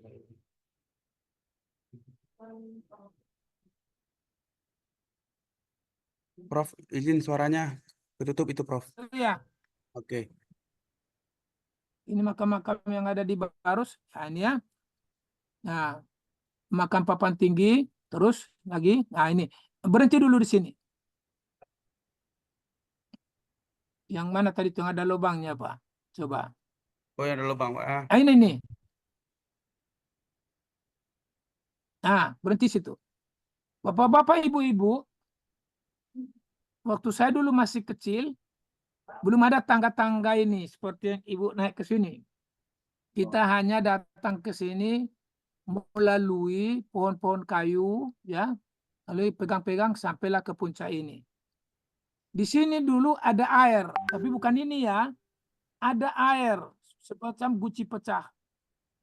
Kadang-kadang kalau ada jentik-jentik, kita buangkan itu, tidak pernah kering dulu baru berair, selalu penuh. Selalu penuh. Jadi kalau kita cuci muka atau berwudu selalu penuh. Nah, jadi itu satu keajaiban waktu itu. Nah, sebelum ada ini, ada dulu orang membawa 10 mobil besar dari Medan.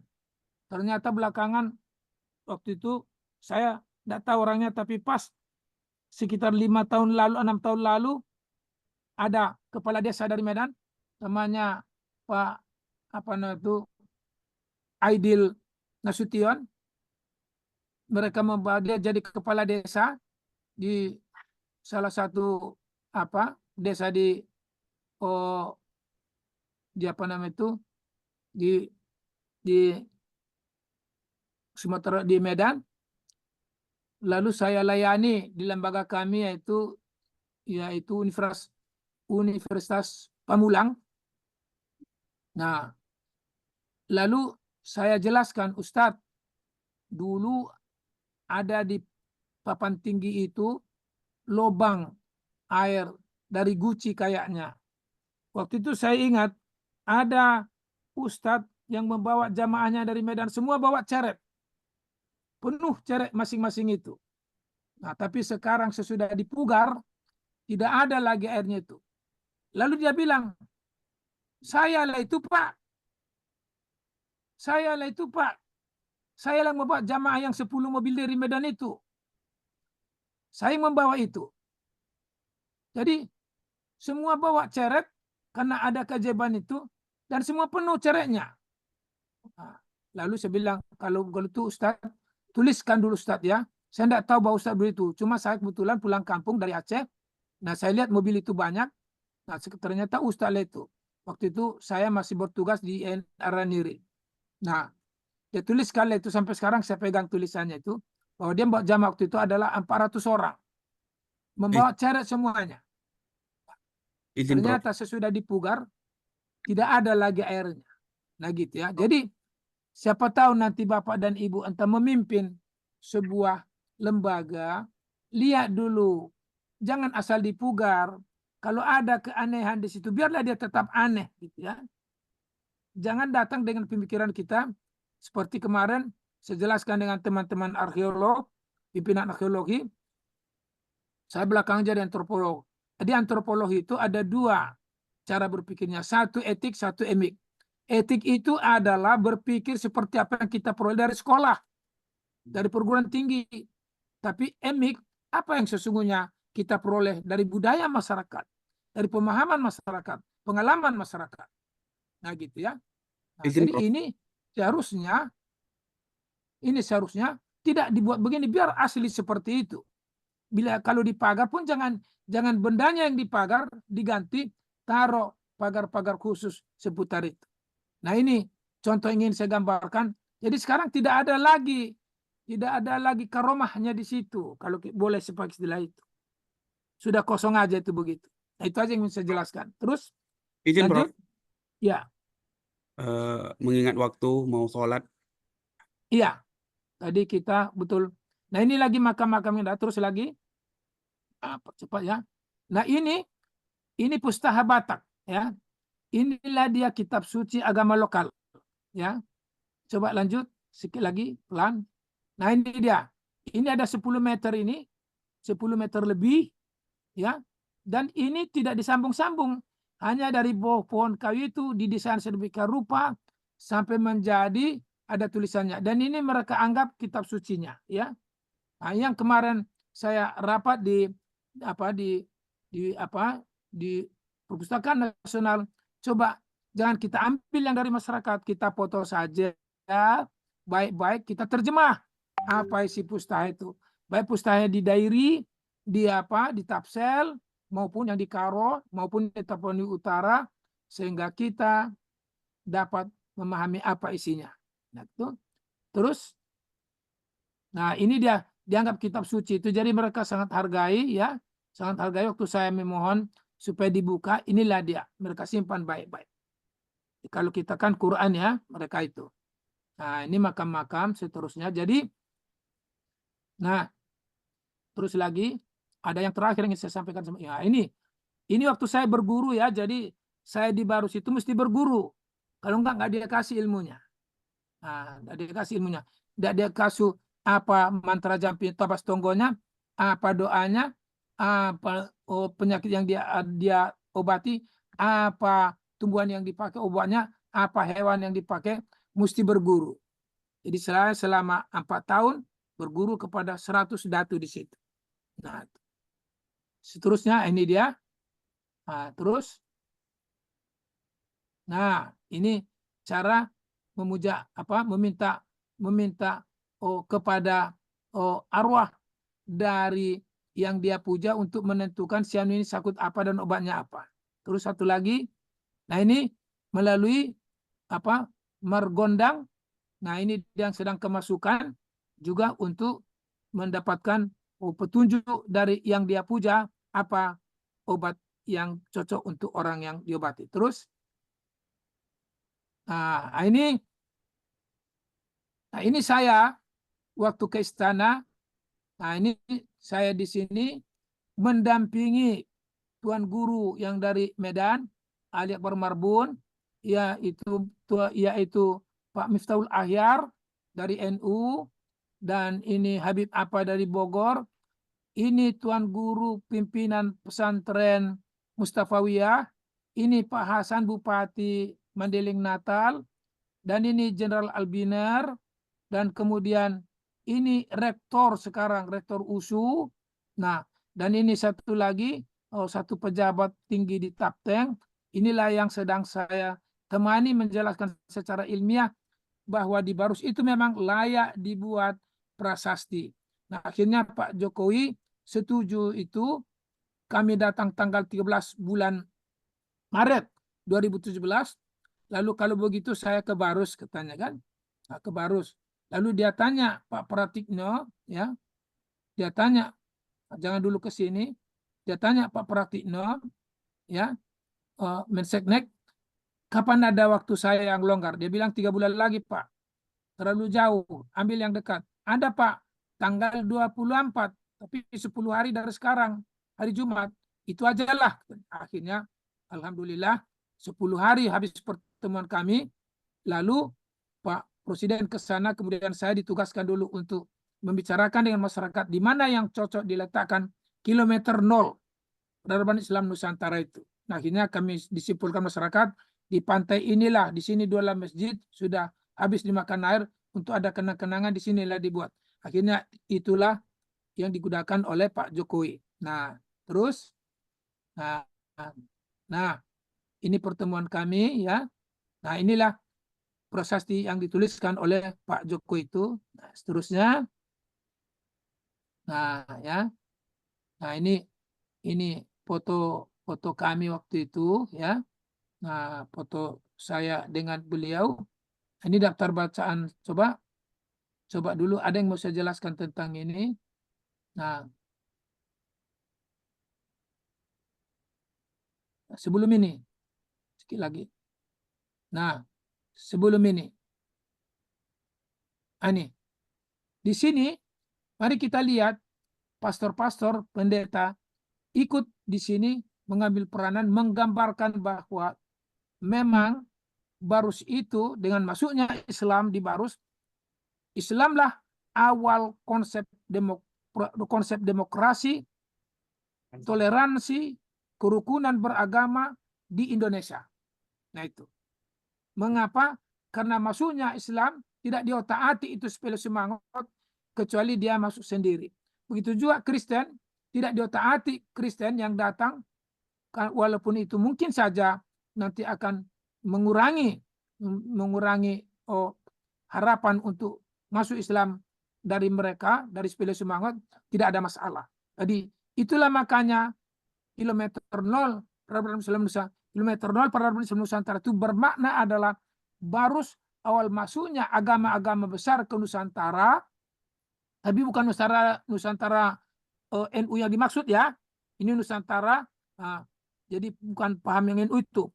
Nusantara maksud adalah Indonesia. Kalau zaman dulu Nusantara itu bukan Indonesia saja, ada Filipina, ya, ada Malaysia, dan sebagainya, itu masuk Nusantara. Jadi di Baruslah untuk Indonesia ini awal masuknya konsep demokrasi, kerukunan hidup beragama, toleransi beragama, yang sampai sejak lahir sampai sekarang tidak ada kerusuhan, tidak ada keributan di Barus tentang agama, tentang adat istiadat.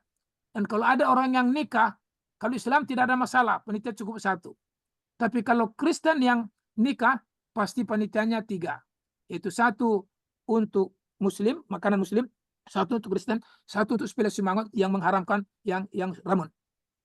Kalau yang sepele semangat yang menikahkan, 3 juga panitianya.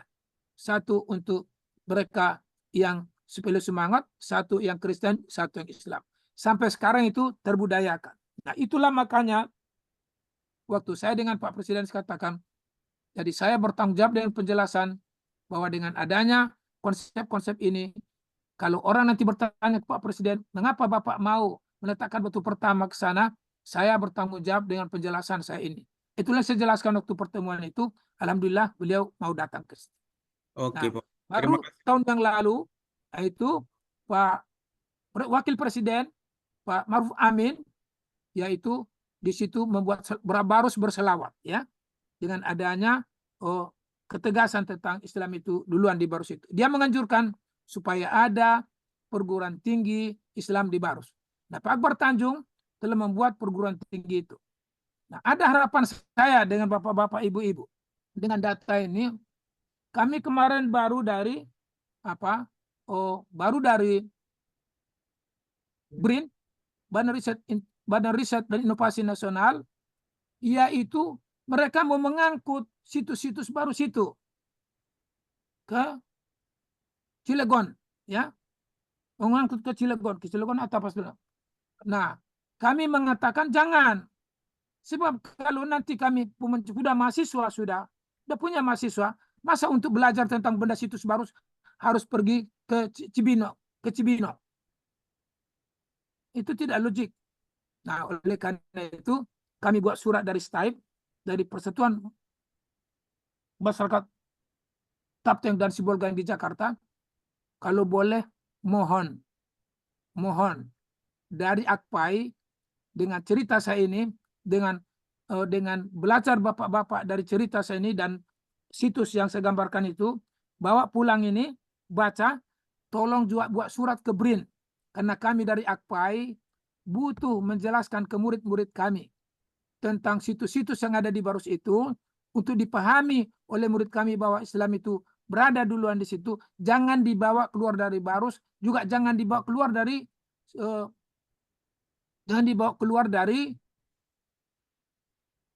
Barus, Prof. Sinjago-jago. Kalau boleh jangan keluar juga, dibawa dari wilayah lain yang ada di Indonesia. Tolong dituliskan itu, Pak. Oke, Prof. Saya mengharapkan itu. Karena Yap. kemarin kami baru berhasil, tidak jadi diambil dari Barus, tapi untuk sementara. Nah, kira-kira bisa enggak bapak-bapak respon ini, ibu-ibu dari AKPAI? Insya Allah bisa, Prof. Insya Allah bisa, Prof. Bukan. Saya tidak mengharapkan jawaban dari bapak, dari ibu-ibu yang AKPAI. Insya Allah nanti kita tindak lanjuti, Prof. Alhamdulillah, baik Bu. Ini serius saya, Bu. Serius. Karena ibu-ibu pun datang ke sini kan karena ada kebanggaan di Barus. Kalau dia dibawa nanti itu semua, bahkan kemarin saya kritik, ada batu nisan dibawa dari Mahligai, katanya abad ke-10 itu. Saya bilang haram hukumnya, Pak. Haram hukumnya mengambil batu nisan itu. Bapak foto, buat di museum Bapak, tertulis aslinya ada di tempat. Ini kami foto begini abad kesekian. Gitu, jangan aslinya dibawa. Haram hukumnya membawa batu nisan aslinya dari situ. Nah, jadi itu kira-kira ini saya kira tugas AKPAI ini, Bu, Pak. AKPAI, Asosiasi Guru Pendidikan Agama. Dulu waktu saya pendidikan agama mau dihapuskan itu, Bu. Pendidikan agama mau diganti dengan budi pekerti dulu. Nah, tapi saya mengirim surat kepada Menteri PDK, Menteri Agama, dan melalui BSNP, sehingga alhamdulillah tidak jadi, ya, tidak jadi. Dan saya meminta AKPAI pusat membuat surat itu, mereka buat bersama dengan surat saya. Jadi AKPAI itu penting. Jadi bukan sekedar seremonial, tapi betul-betul AKPAI itu adalah organisasi politik pendidikan agama. Bukan ke internet saja, tapi asosiasi penting untuk mengkritik pemerintah tentang apa yang akan dirugikan terhadap pendidikan agama, guru agama, itulah isinya. Sekali ini saya memohon bapak-bapak, ibu-ibu menulis ke BRIN supaya benda-benda situs yang ada di Barus, karena kami sudah ke situ, supaya tidak dibawa keluar dari Barus, karena kami akan membawa murid-murid kami ke depan, guru-guru kami ke depan untuk sampai memahami itu sebagai dasar Islam. Itu kira-kira ya, bapak-bapak, ibu-ibu, supaya bapak-bapak ibu berkontribusi. Bukan menulis di koran. Bukan menulis di koran. Di koran itu hanya konsumsi umum. Ini untuk menggugah para pejabat, manajemen pejabat di BRIN. Itu sangat saya harapkan bapak-bapak, ibu-ibu di pertemuan kita ini. Itu yang dapat saya sampaikan. Nah, mudah-mudahan saya tutup dengan satu pantun, Bu, bapak-bapak ya. Pantunnya begini. Berburu ke padang datar, dapat rusa belang kaki. Berguru ke palang ajar, ibarat bunga kembang tak jadi. Yang terakhir, kalau kail panjang sejengkal, jangan dicoba ukur lautan. Kalau kemampuan hanya menghafal, jangan berlagak sebagai ilmuwan. Siap, Prof. Demikian, terima kasih Bapak dan Ibu. Wabillahi taufiq wal hidayah. Assalamualaikum warahmatullahi wabarakatuh. Terima kasih Prof atas waktunya yang diberikan pada kami. Kami sebagai moderator izin mengundur diri dan kita kembalikan kepada MC. Izin Prof, ada yang mau ditanyakan? Izin Prof. Boleh? Boleh, silakan. Sambil istighfar. Terima Habis kasih ini sholat ya. atas kesempatan waktu yang kurang. Pertama, saya nanti boleh izin minta nomor HP Prof. Silakan Bu, silakan. Itu yang Prof. Mengapa Prof? Nanti kami akan banyak mungkin berkomunikasi dengan Prof. Jadi tujuan kami datang ke Mari Pak Prof itu salah satunya bahwa kami akan membuat buku-buku untuk siswa-siswi SD. Jadi buku-buku yang akan kami buat itu adalah bacaan ringan, buku bacaan ringan yang diperuntukkan di perpustakaan yang nantinya yang mudah dimengerti oleh anak didik siswa seukuran anak SD. Jadi buku itu akan menjadi buku literasi di sekolah-sekolah di Kabupaten Asahan. Itu tujuannya. Yang pertama, dengan judul pertama itu biografi Syekh Mahmud. Kemudian yang kedua, asal masuknya ajaran Islam. Kemudian yang ketiga, kapur barus. Kemudian yang keempat itu moderasi beragama di Barus.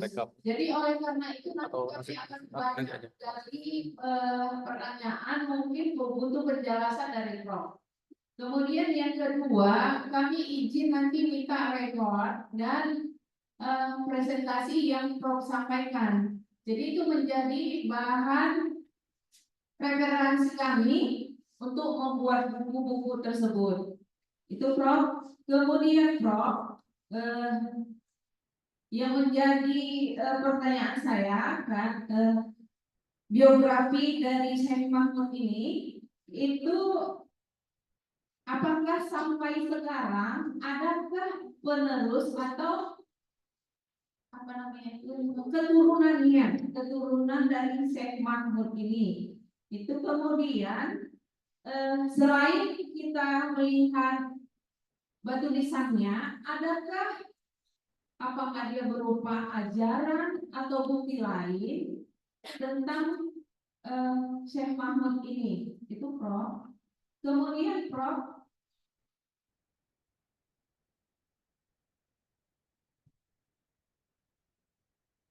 mengenai kapur barus tadi sudah saya lihat di literaturnya sudah banyak. Kemudian mengenai barus, mengenai moderasi juga kami semalam sudah melihat sendiri tentang moderasi di Barus. Hanya satu kemarin ketika kami ke papan ini menjadi pertanyaan dan saya tidak mau ini menjadi tidak jelas. Apa itu? Selain semalam kami temukan di sana makam Syekh Mahmud, kemudian ada muridnya, Kemudian kemarin ada di sana katanya batu. Batu itu yang agama non-Islam meyakini bahwa itu adalah merupakan kerajaan, titik kerajaan. Putus-putus. Dikultuskan mereka kerajaan Taktugolon yang memang beragama non-Islam. Jadi apakah itu benar? Karena ketika saya bertanya ke cek ke lain narasumber, itu tidak ada, sebelumnya itu tidak ada katanya. Jadi mengapa ketika kami kemarin ada di sana itu ada gitu. Itu menjadi pertanyaan yang tak terjawab dan saya tidak mau tidak tuntas karena itu akan menjadi mindset yang berbeda nanti. Kemudian satu lagi saya tertarik dari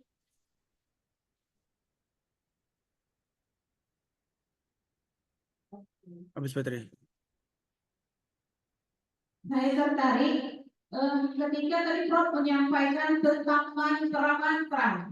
Luar biasa Prof ini sampai 100 orang gurunya untuk berdatu, mempelajari tentang perdatuan. Mengapa Prof? Memang 10 atau 15 tahun yang lalu itu tentang anemo, tentang di Barus itu banyak membuat orang sakit gitu kan, apa namanya itu racun. Nah, sampai kemarin ketika kami mau kemari itu di tengah jalan ada disampaikan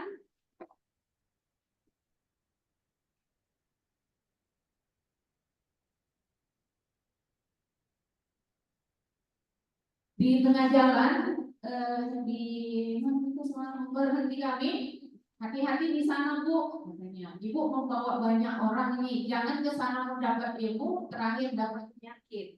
Apakah itu benar Prof? Karena di zaman sekarang yang memang sudah sangat canggih, apakah perdatuan itu masih diyakini gitu? Ah, itu saja saya rasa Prof sebagai tambahan literasi kami, pengetahuan kami tentang Barus ini, karena Barus ini saya SD sudah saya tahu, sudah mendengar, sudah mengetahui tentang nama Barus, dan alhamdulillah ketika saya berusia 35 tahun saya sudah ke sana melihat, dan di usia saya 50 saya membawa guru beserta akrai melihat Barus ini. Demikian saja, mohon penjelasannya sedikit. Prof, dan tadi izin Prof untuk nomor HP-nya kalau bisa nanti saya minta, karena saya di sini saya kepala seksinya yang membawa mereka semua bersama dengan Akmal. Terima kasih Prof. Assalamualaikum warahmatullahi wabarakatuh. Waalaikumsalam. Waalaikumsalam warahmatullahi wabarakatuh. Nah, baik Bu ya.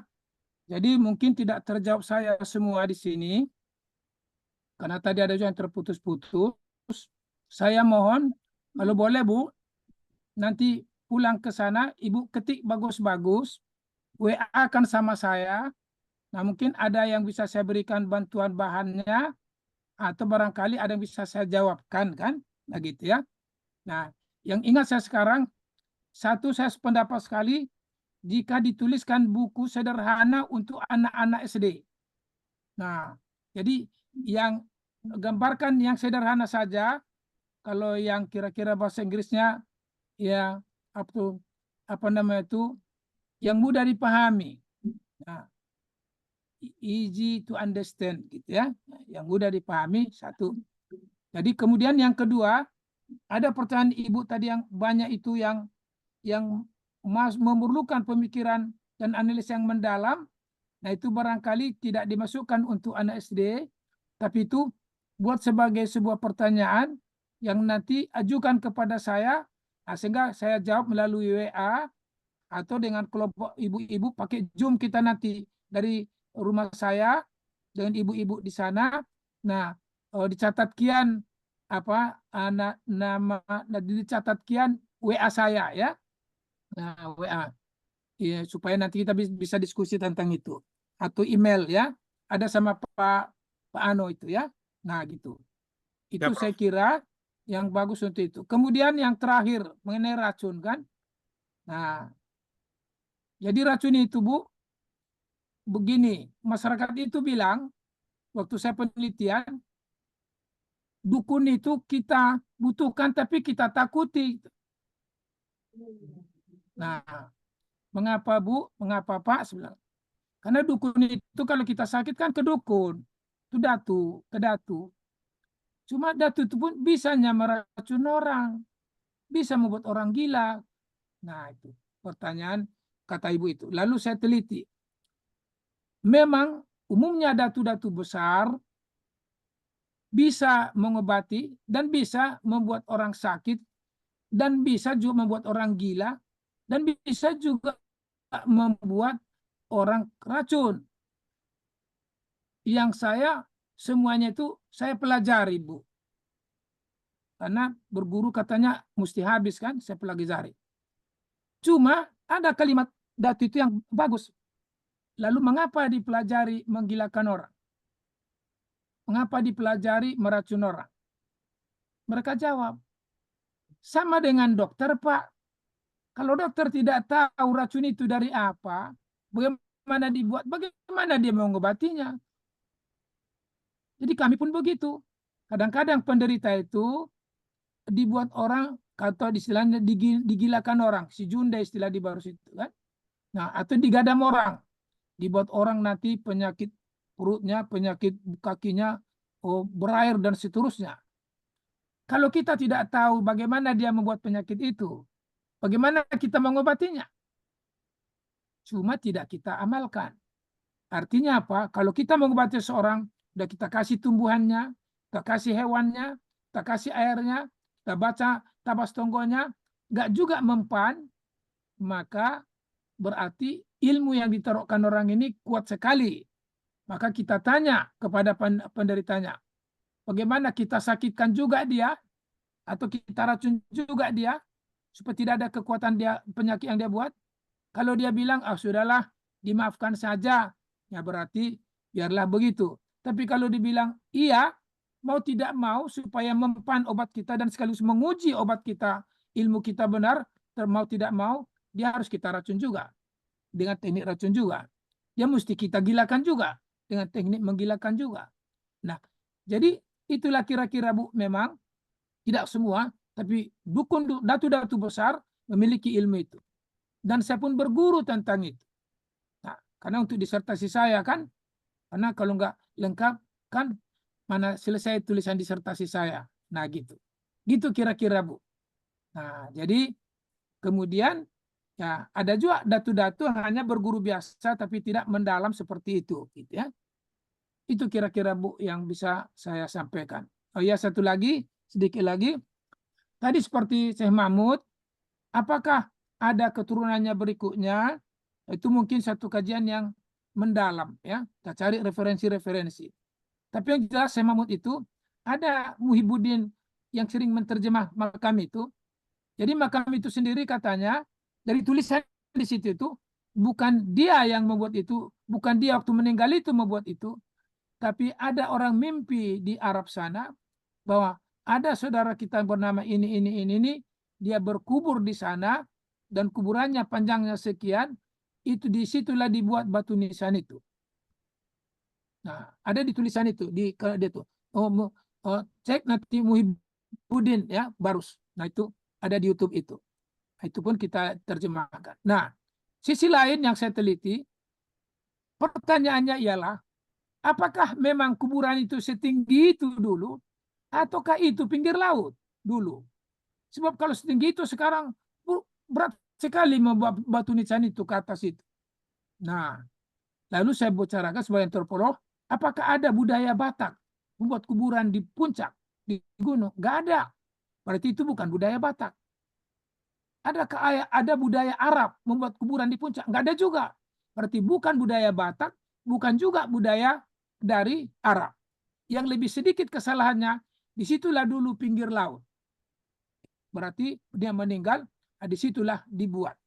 Itu lebih sedikit salahnya ketimbang kita katakan budaya Batak atau budaya Arab atau budaya Person membuat tinggi ke situ makam. Nah, gitu. Gitu kira-kira Bu. Jadi begitu caranya. Tapi apapun itu, mari kita bergelut dengan keilmuan untuk membahas itu yang masuk akal dan metode yang dapat terpertanggungjawabkan. Nah, jadi gitu Bu ya, terima kasih. Tulis itu nanti Bu, supaya nanti kita berdiskusi melalui WA atau email ya. Siap. Nah, gitu kira-kira.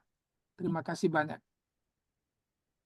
Oh iya Bu, kalau Ibu ada buku saya, tapi masih ada dijual apa enggak tuh? Silakan dibeli ke penerbitnya.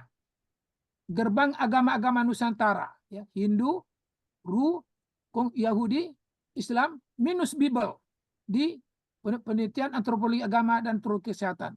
Itu disertasi saya yang sudah diterbitkan oleh komunitas bambu dari Jakarta Post. Cuma enggak tahu saya beredarkan Sumatera Utara apa enggak tuh. Izin Prof, Nah, masih ada sama saya Prof. Oh masih jadi silakan kalau ada yang sudah diperbaiki Pak Iqbal. Sudah Prof, sudah. Nah, silakan. Harganya itu dari penerbit itu 150, tapi saya bilang ke Pak Iqbal, kan itu saya minta supaya masuk kita, kasih aja 100 gitu ya. Jangan mahal-mahal. Gitu kira-kira Bu ya. Terima kasih banyak. Baik Prof, terima kasih banyak atas ilmunya yang sudah dibagikan sama kami di siang hari yang berbahagia ini. Mudah-mudahan apa yang telah Profesor paparkan, terutama tentang sejarah Islam, ya, juga agama-agama yang diawali dan dimulai dari baru.